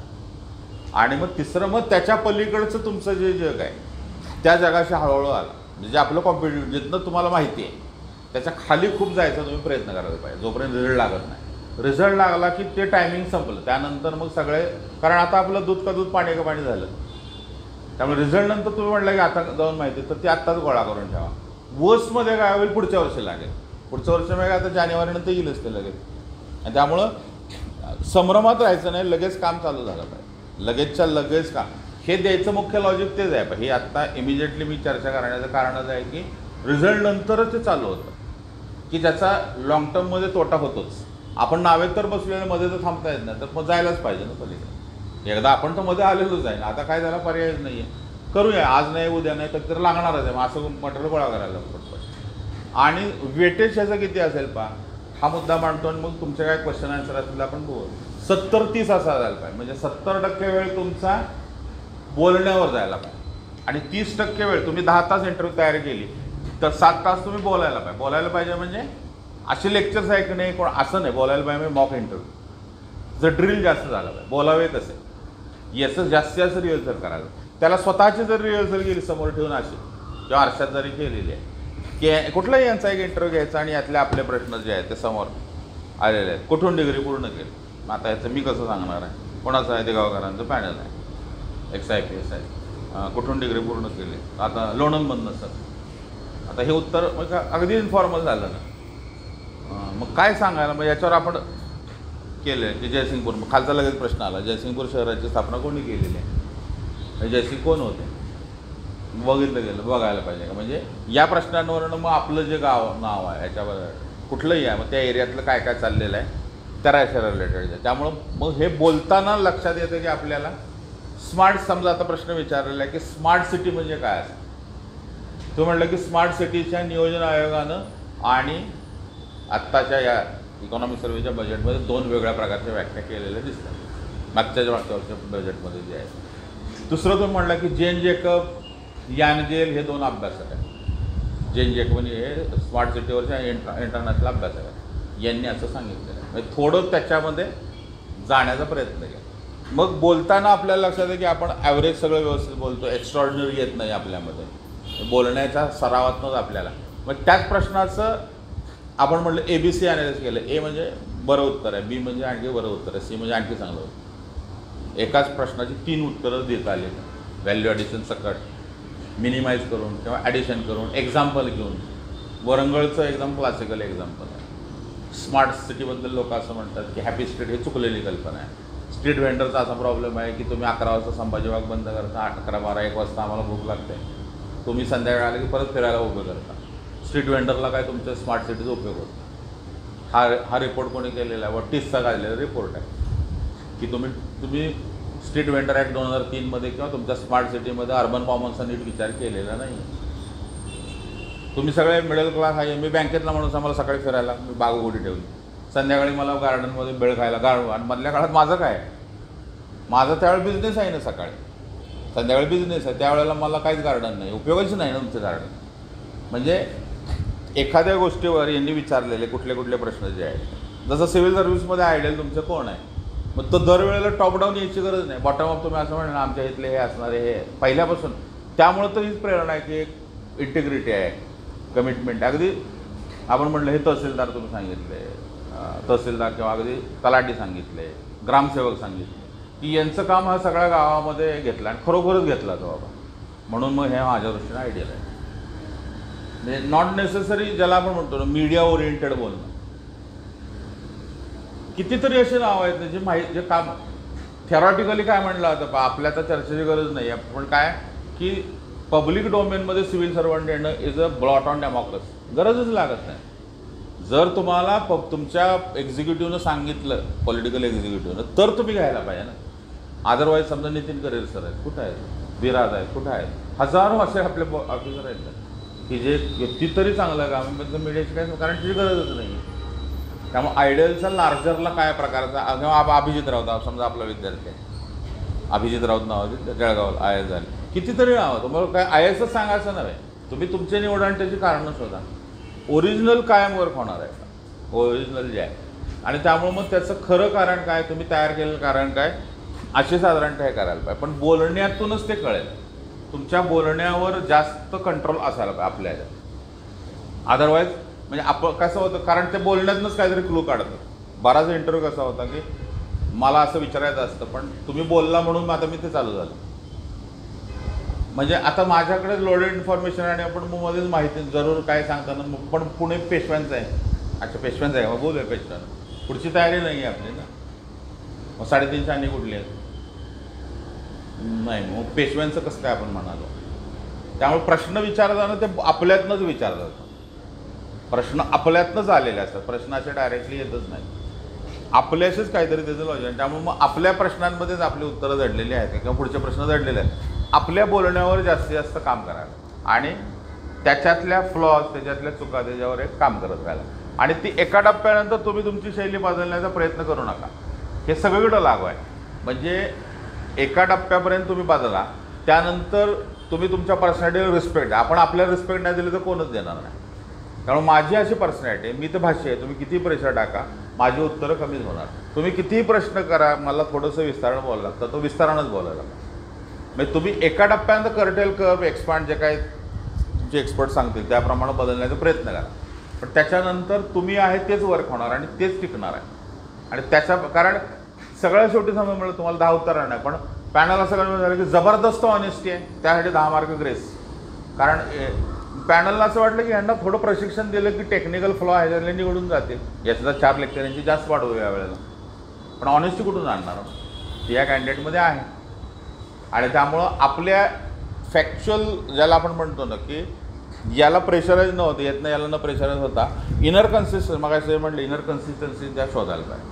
आतनं आपण सलग व्यवस्थित बोलतो का, नाहीतर आपण आपल्याला कॉन्ट्रॅक्ट झालेलं असतं की आपणच जे आधी बोललेलं असतं त्यालाच उलटं आपण बोलायला लागतो. पब्लिक हेल्थवर मी आधी जे बोललेलं आहे ते नंतर बोलायला गेलेलं आहे की ग्रामीण भागामध्ये काय चाललेलं आहे पब्लिक हेल्थचं, आधी जे सांगितलं त्याला कॉन्ट्रॅक्ट होतं.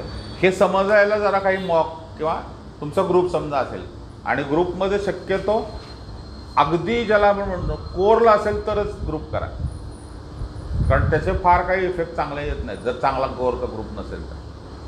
4 म्हणजे त्याचं मी तर असे प्रयत्न सुरुवात कॉन्स्टिट्यूशन त्यांना करून द्यायचो. कॉन्स्टिट्यूशन म्हणजे बाबा हे तुमचं संविधान एवढं तुमचं मॅन्डेट आहे करा. नाहीतर मग काय होतं बऱ्याचदा आपल्याला वाटतं की माझं लेबर वाया गेलं, माझं ग्रुप म्हणजे माझ्याकडे 4 वेळा मी केलं पण हे काहीच करत नाहीत आणि त्यामुळे ग्रुपमधला वेळ वाया जातो. त्यामुळे ग्रुप असेल तर टर्म्स अँड कंडिशन तयार करा, टर्म्स अँड कंडिशन क्लिअर बा, किती मैत्री असे काही असेल तर टर्म्स अँड कंडिशन ग्रुप करू नका, म्हणजे तो प्रोफेशनली पण ग्रुप वर्क होतो. ग्रुप मायामध्ये 24 ग्रुप झाला तर 24चे 24 पण सिलेक्ट होऊ शकतात, कारण एका वेळेला 24 जणांची ताकद ग्रुपला येते ना. त्या ग्रुपनं अभ्याससारखी गोष्ट नाही आहे.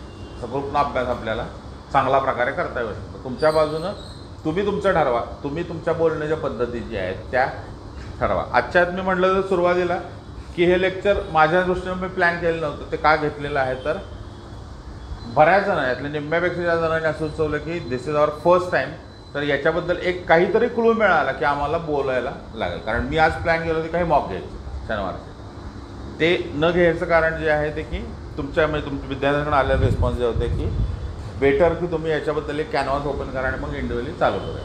याच्या रिलेटेड तुम्हाला जर काही प्रश्न असतील आहे तर लिहून किंवा प्रिसाइजली तुम्ही विचारले तरी आपण त्याच्यावर एक 5-10 मिनटं बोलूया. आणि इंडिव्हिज्युअली काय असेल तर आज खूप जण आहेत त्यामुळे आज सगळ्यांना शक्य, मागच्या वेळेस बऱ्याच जण सांगितलेलं आहे तुम्ही माझ्याकडे मला आहे तर मेसेज करा, मी तुम्हाला वेळ कळवेन की या वेळेला तुम्ही या, किंवा मग बाहेर नोंदवा, ती एक वही ठेवलेली आहे मी त्याच्यात की आम्हाला भेटायचं सरांना, मग आपण त्यावरचं पर्सनली, कारण इंटरव्ह्यू 1 to 1 इंट्रॅक्शन म्हणून जरा जास्त होईल की बाबा ह्या कॅन्डिडेटचं असं आहे, तुमचे CV किंवा DF असं म्हटलेलं आहे, ह्याच्यातले हे मुद्दे आहेत, बायोडाटात हे आहे, मग त्याच्यावर जरा मी अभ्यास करेन किंवा त्याच्यावर आपल्याला बघता येईल काय काय प्रकारचं आहे. त्यामुळे आत्ता एक जनरल तुम्हाला क्वेरीज तुमची स्वतःचीच आहे, पण मला वाटलं की आत्ता तुम्ही बोलला त्यातनं ही क्वेरी सुचलेल किंवा ही ऑलरेडी होती आणि तुम्ही बोलला असे काही प्रश्न आहे तर तसे एक 5 ते 7-8 मिनटं आपण करूया. ग्रुपवरच्या लोकांनी माईक आणि हे नो ऑफ हे करता ग्रुपवर लिहून टाकले तर ते जास्त बरं होईल, म्हणजे इतरांचा आणि याचा वेळ वाढेल. त्यामुळे पहिली प्रायोरिटी म्हणून इथं ऑफलाईनला त्या लोकांना सांगतो आणि नंतर ग्रुपवर पडलेले प्रश्न घेतो. याच्या रिलेटेड काय काय तुमचे जे क्वेश्चन्स असतील ते एक 5 ते 7 मिनिटामध्ये आपण डिस्कशन घेऊया. 11:24 झाले, 11:35 आपण हे थांबूया. कुठल्याही प्रकारचे क्वेश्चन जे आहेत ते तुम्ही म्हटलं की कम्फर्ट नाही आहे नंतर हे करू तर नंतर बोलताय, म्हणजे त्याच्यात हे काही नाही आहे, पण हे प्रश्न आहेत तर आपल्याला बोलता येऊ शकेल. ऑनलाईनच्या विद्यार्थ्यांनी ग्रुपवर टाकून ठेवा प्रश्न, मी त्याचे हे ऑफलाईनचे 5-6 मिनिटं झाली की त्याच्याविषयी बोलतो.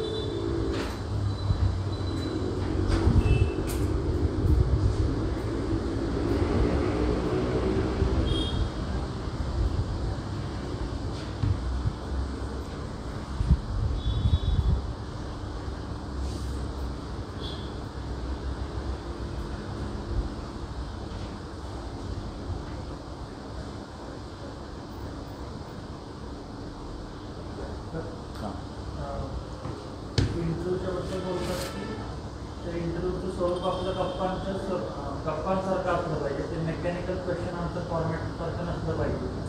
तर मग ते गप्पांचं स्वरूपात दुसऱ्या बाजूला आपण आपल्या बोलण्याचा आणि काही रूल्स सुटले तर त्याच्यावर परत पुढचे डिपेंड असतात. म्हणजे बॅलन्स कसं करायचं, बरोबर, जास्त पण न बोलता पण ते स्वरूप पण असं काय अपेक्षित असलेलं असतं. तेव्हा आत्ताच्या विधानातला पहिला भाग जो तो जरा ट्रान्सलेट करायला पाहिजे. गप्पा हा शब्द गॉसिप पुढे जाईल, त्याच्यावेळी करेक्ट शब्द काही dialogue. Interview should be dialogue, it should not be question answer असं म्हटलं. म्हणजे प्रश्नोत्तर नको तर तो संवाद व्हायला पाहिजे. माझ्या आयुष्यात आय एम 23, 24, 26 माझ्या आयुष्यात ह्या मोठ्या पर्सनॅलिटीशी भेटायला आलं की let's talk. I am 24, I am small but I am complete, माझं आहे आणि थँक्यू माझ्या आयुष्यामध्ये ही संधी मला मिळाली. आणि त्यामुळे तो संवाद आहे, तो संवाद करता आला पाहिजे आपल्याला आणि त्या संवादातनं पुढे जाईल. त्यामुळे संवाद आणि गप्पा, गप्पा हा शब्द तिथं बॅन आहे. कुठल्याही ब्युरोक्रॅटिक ह्याच्यात तुम्ही गप्पा मारूच शकत नाही, कारण हायरार्की आहे ना खूप. संवाद करता येईल, तो डायलॉग होईल आणि तो डायलॉग जेवढा डायलॉगमध्ये तुमच्या ओपनिंग दोन्ही बाजूनं, डायलॉगचा फायदा काय दोन्ही बाजूनं ओपनिंग आहे आणि त्यामध्ये काही वेळा सुचवतील. काही वेळा बऱ्याचदा समजा आपल्याला असं दिसतं की बऱ्याच असे मोठे प्रश्न विचारतात, मग यावर काय तुम्हाला वाटतं, आपण म्हणतो एवढं विचारायचं का, एवढं विचारलं असतं का. याचं कारण तो त्यांच्या बाजून तो केलेला डायलॉग असतो आपल्यासाठी. पुढच्या हे तुम्हाला इंटरव्ह्यूला पुढं कुठं तरी उपयोगी पडेल, 4 वर्षांनी मी काय म्हणलो ते कदाचित तुम्हाला कळू शकेल. या अर्थानं ते त्यावेळेला ते ओपन करत असतात. त्यामुळे हा डायलॉग आहे, या डायलॉगला समजून घेणे आणि नॅचरल रिस्पॉन्ड करणे. त्यामुळे त्या डायलॉगचं फ्रेमिंग जे आहे ते कशा प्रकारचं आहे तर ते कॉर्डियल आहे आणि ते हायरार्की हेच लक्षात घ्यायला. कॉर्डियल आहे याचा अर्थ ते त्यांनी हायरार्की नष्ट केली असं नव्हे. हायरार्की मेंटेन करूनच तुम्ही बोलायला पाहिजे. त्यामुळे आपण आपलं पद आणि आपली डिग्निटी दोन्ही मेंटेन करून बोलत आहे असं. आणि मग त्याच्यातनं येतील त्या प्रश्नाला आपल्याला पुढं जायला पाहिजे. त्यामुळे ते डायलॉग या फॉर्मॅटला जास्त समजून घ्यायला. It should be dialogue. आणि डायलॉग हे कुठल्याही प्रकारचा होईल, तर डायलॉगचं जे नेचर आहे ते वेगळ्या प्रकारे असतं.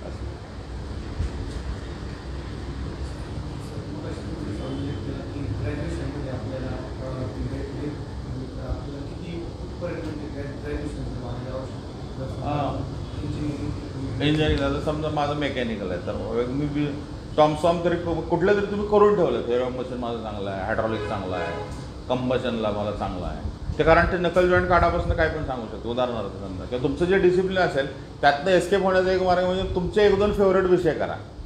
की तुम्ही म्हणता ऑप्टिव्ह वगैरे मला माहीत नाही पण ENTमध्ये मला हे सांगता येईल, तरी मग ते होईल. आणि आत्ताच्या सुदैवाची सोय झाली करोनानंतर बऱ्याच कॉलेजेसनी त्यांच्या ते आधीच्या नवह्यात नव्हता, त्यांच्यासाठी लागणारे चांगले सगळे सिलेबस व्हिडिओ फॉर्मॅटमध्ये आले. आता असं मी तर बघितलं की पंजाब आणि इकडच्या लोकांनी तर रिजनल इंडियन लँग्वेजमध्ये एवढं क्वालिटी मटेरियल इंजिनिअरिंगचं तयार केलेलं आहे. मग त्याचा आपल्याला सगळा फायदा करून देत आहे. पण तो काय म्हणता येईल की त्यांनी विचारलेल्या कुठल्याही गोष्टीला सांगता आलं पाहिजे टेक्निकली. दुसरं यातनं बाहेरचा मार्ग म्हणजे मग माझ्या विषयावर तुम्ही विचारा. तुम्ही म्हटलं की याच्यावर येत नाही, म्हटलं कशावर विचारू, तुम्ही म्हटलं की मग थेअरी ऑफ मशीनवर आपण बोलूया, कंबशनवर, IC इंजिनवर जरा बोलूया, तरी चालेल. म्हणजे आपण आपले विषय आपण तयार करायला, त्याच्यावर काम करता येऊ असं.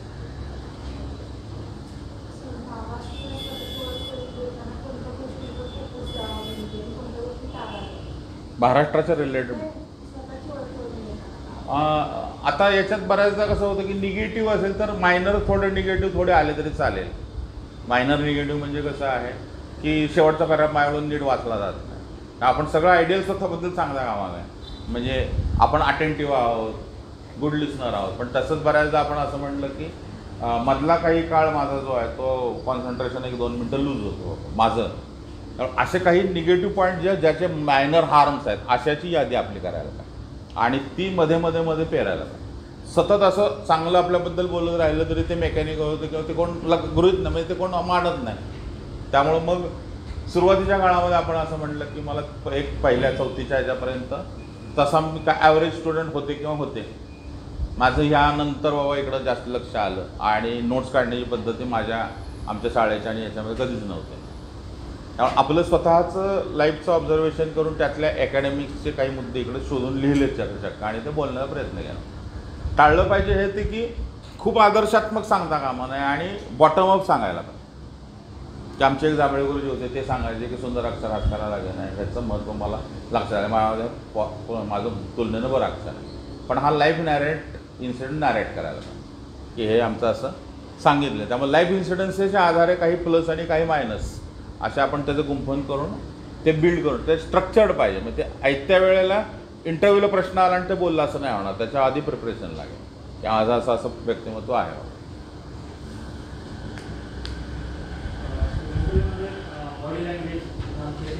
हो, बॉडी लँग्वेजचा आता समजा आपण असं बसलेलं आहे याला तर फॉर्मल बसत राहायला पाहिजे. आता इन्फॉर्मल समजा आता आपण बसलो तर इन्फॉर्मल एक्सपेक्टेड नाही आहे.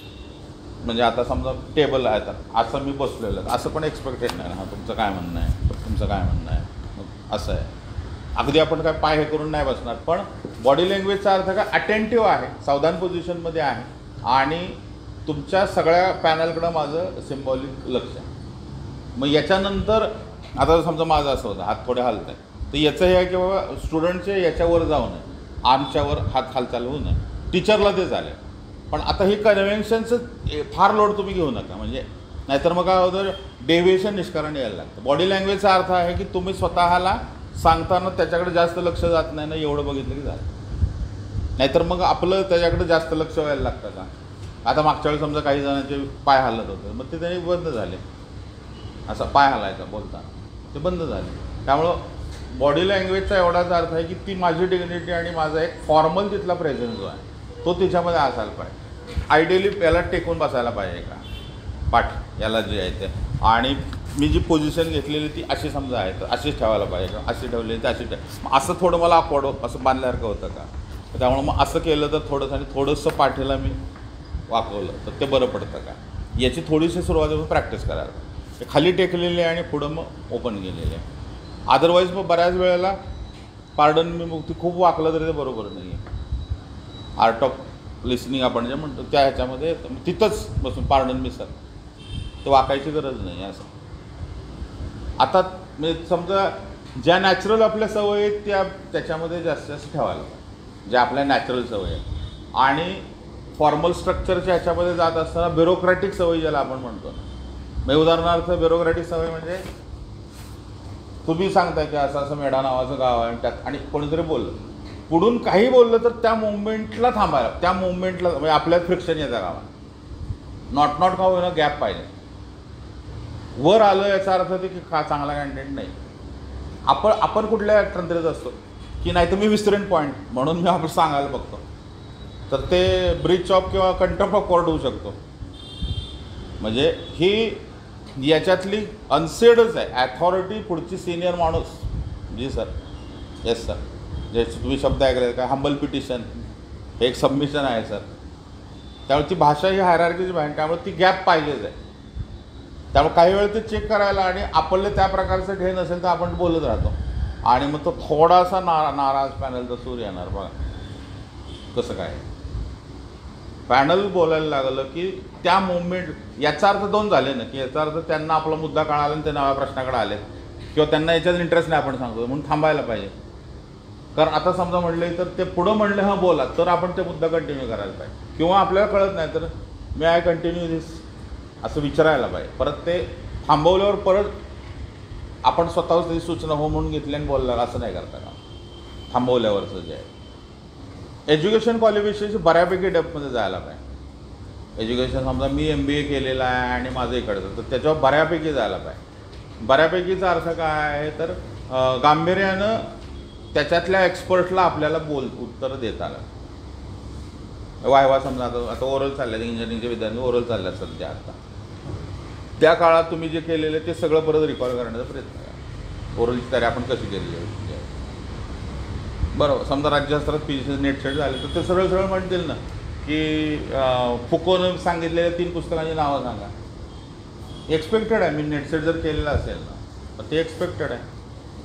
अर्नेस्ट बार्करचं काय काय आर्ग्युमेंट आहे ते एक्सपेक्टेड असं विचारतील ते. कारण आपण असं म्हणलं नेट सेट केलेलं आहे, फेलोशिप आहे, PhDचा विषय कुठला आहे संभाव्य, त्याच्यावर इंटरव्ह्यू चालू होणार नाही, तिथे एक्सपेक्टेड आहे. ओपिनियन बेस्ड क्वेश्चनमध्ये हा मुद्दा आहे हँडल, त्याला फॅक्च्युअल सोर्सेस द्यायचं. मी असं म्हणत नाही.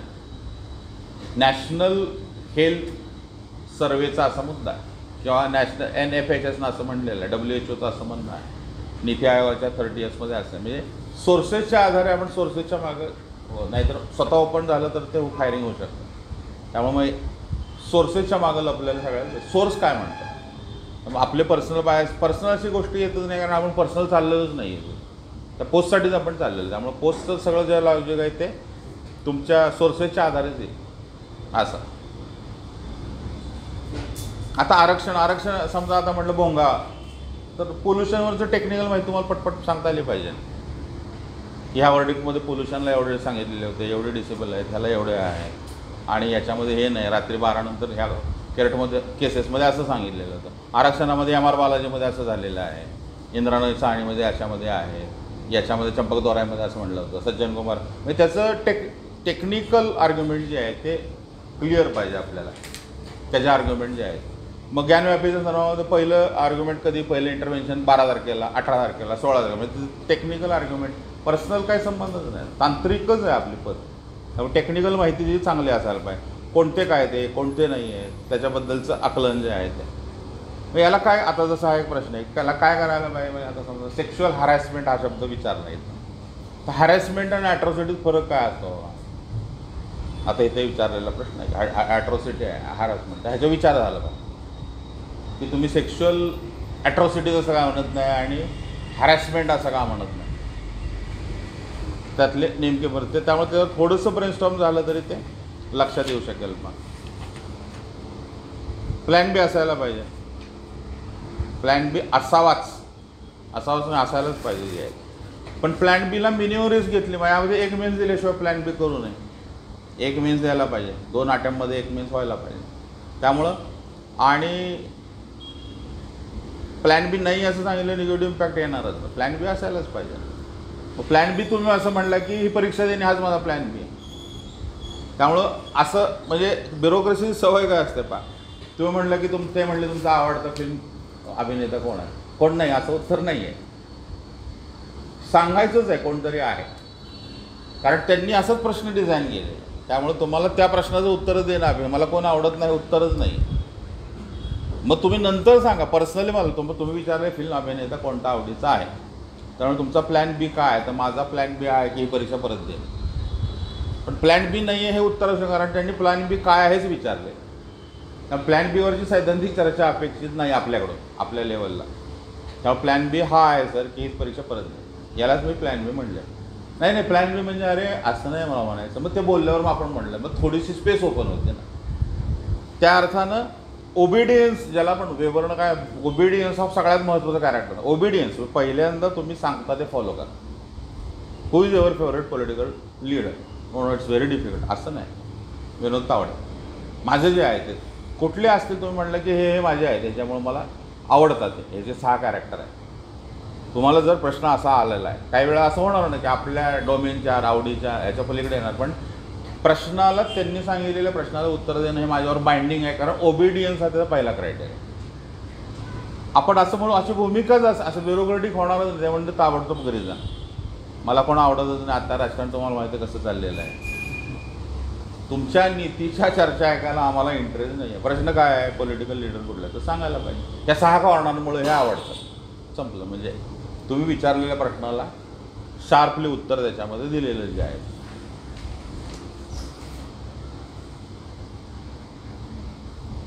ओपिनियन बेस्ड क्वेश्चनला फॅक्च्युअली तुमचं स्ट्रॉंग पाहिजे ना, बेस जबरदस्त स्ट्रॉंग पाहिजे कुठल्याही प्रकारचं जे आहे की मराठा आरक्षण लावावं का, मग 9 शेड्यूलमध्ये काय म्हणलं आहे, कोहिलू केसमध्ये काय म्हणलेलं आहे, Kameshwar Singh versus state of Bihar, सगळ्या गोष्टींचे यादी आपण हा संवैधानिक डिबेट आहे ना. मग मेरीलँड युनिव्हर्सिटीचा एक अभ्यास आहे त्याच्यावरचा, त्याच्यावर आपला क्रिस्टोफर जेफरलॉन काही आर्ग्युमेंट दिलेले आहेत की त्या एलिटमधले से येतात का. त्यांनी ओबीसी आणि माळ्यांचं एक उदाहरण घेतलं होतं. त्यातले एलिट त्या कॅटेगरीचे एलिटच ते घेतात, त्यामुळे रिझर्वेशन त्यातले अप्पर एलिटच परत घेणार का. आणि याच्या संदर्भात त्यांनी अगदी याच्यापर्यंतचे आर्ग्युमेंट दिले होते की कुठल्या कुठल्या याच्यामध्ये आलेले आहेत. म्हणजे राणे कमिटीमध्ये काय म्हणलं होतं, गायकवाड कमिटीमध्ये काय, टेक्निकल जेवढं स्ट्रॉंग, कारण आपलं पद हे संवैधानिकच आहे आणि त्यामुळे आपण कॉन्स्टिट्यूशनच्या आधारेच त्याच्यावर मात करू शकतो किंवा त्याच्याबद्दलचं आर्ग्युमेंट जे आहेत. असं जसं म्हणलं एखादी बाजू घेताना पॉलिटिकल क्वेश्चन्स हँडल कसे करा, पॉलिटिकल आर्ग्युमेंट, त्याला परत आहे की कॉन्स्टिट्यूशनला जे व्हॅलिड ते व्हॅलिड, संविधानाला जे व्हॅलिड ते मला व्हॅलिड, संविधानाला जे मान्य नाही ते मला मान्य नाही. संविधानामध्ये असं असायला पाहिजे. इथं विचारलेले काही क्वेश्चन होते, ग्रुपवर काही असेल किंवा इथं काय असेल तर थोडक्यात घेऊन नाही तर आपण थांबूया. आपण बस ना काय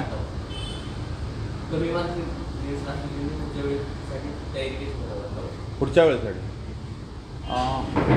मेन्सला जास्तीत जास्त काम करून मग इंटरव्ह्यूला वळायला पाहिजे. तू म्हणला की आधी एकदा मी इंटरव्ह्यू दिलेला आहे किंवा आत्ता रिटर्न, जसं आता काही जण इथं बसल्याचे रिटर्नच 483 अजून मला ह्याचे कळायचे रिटर्नचे, म्हणजे आपले ऑब्जेक्टिव्ह सगळे मिळून आहे मराठी कंपल्सरी सोडून 483 आहे. तर मग इंटरव्ह्यूचं पुढचं काम आणि आत्ता काम केलं. पण 380-83 असेल तर मग मुख्यवर जास्त काम करायचं, कारण इकडच्या मार्कांच्या ज्यावर आपण पर्सनल मला वाटतं जास्त बोलू शकतो.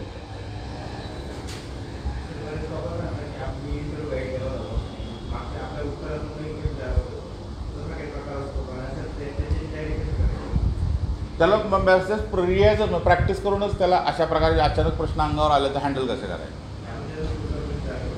हां हो हँडल केलं म्हणजे साधं आहे. मी तिथं गेल्यानंतर ती प्रॅक्टिसच करायला आहे. मी असं समजा विजय तुमचं नाव काय, तर त्यातनं पुढचा प्रश्न विचार गावाकडे येईल, त्या पुढचा प्रश्न याच्यावर येईल, ते साधारण थर्ड. मग याचा सराव इकडं जास्त झालेला असतो आणि त्यातनं ते हँडलिंगची क्षमता येते. तर ट्रेनिंग जर थोडं आधी नसेल तर अचानक हँडल नाही होणार असं, कारण त्याचं प्रॅक्टिस करूनच ते आपण म्हणजे सराव करून एक 8, 10, 20, 15 मार्क दिले कुठं कुठं तर त्यातनं एक त्याचा आकलन निर्माण होतं.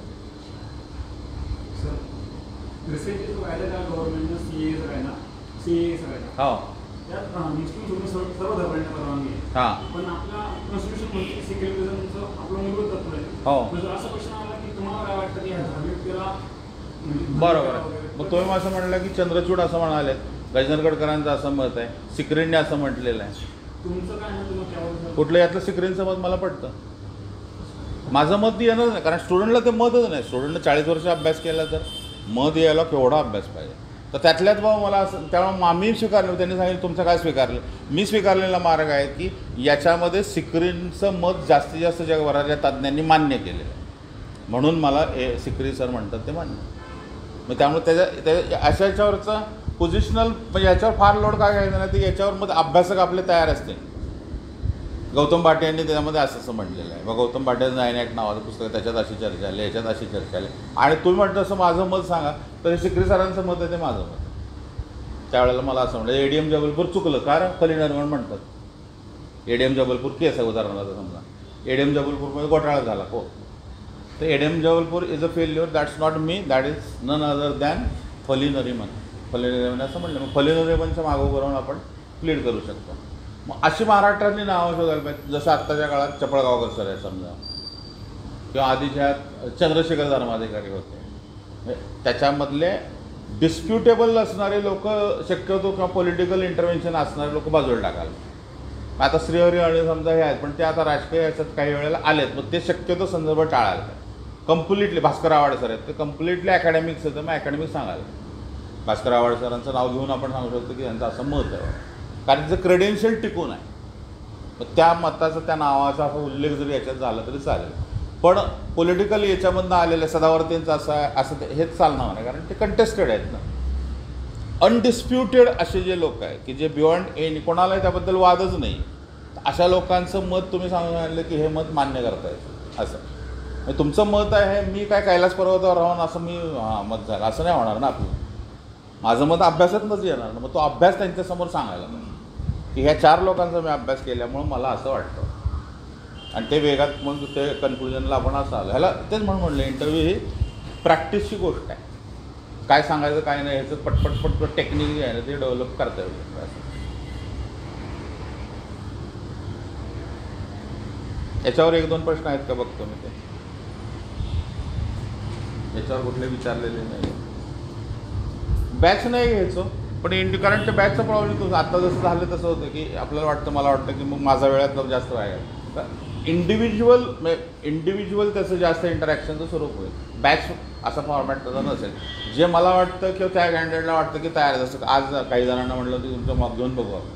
त्यामुळे मॉक इंटरव्ह्यू तर इमिजिएटली मागच्या 4 जणांचे मॉक तर घेतलेले आहेत ऑलरेडी. त्यामुळे जे तयार असेल त्याचं हे आहे. फॉर्मल बॅच नावाची कुठली गोष्ट झाली तर ती एक 4 दिवसाची रिझल्ट नंतर होईल किंवा आत्ता जसं बोलले तसं त्यातले काय आहे किंवा निंबाळ कुठल्याही याच्यातल्या पॅनलनं काय काय म्हणलेलं आहे ते. पण रिझल्ट लागेपर्यंत तरी इन्फॉर्मलच आत्ता जसं चाललेलं आहे तसं चालू आहे. पण ते वेगात असेल म्हणजे स्पीडमध्ये जे काम करतात त्यांना बऱ्यापैकी लोड देऊन काम केलेलं आहे. त्यामुळं बॅचचा फॉर्मॅट नाही आहे म्हणून तुम्ही कॉन्टॅक्टच करायला असं करू नका. तुम्हाला ज्यांना वाटतं की लगेच इमिजिएटली तर मी लगेच म्हणतो उद्या भेटू परवा भेटू 1 to कारण ही प्रोसेस अशी 1 to 1च जास्त इंटरॅक्टिव्ह होते. त्यामुळं 1 to 1च आपण इमिजिएटली चालू करू. थांबूया आपण.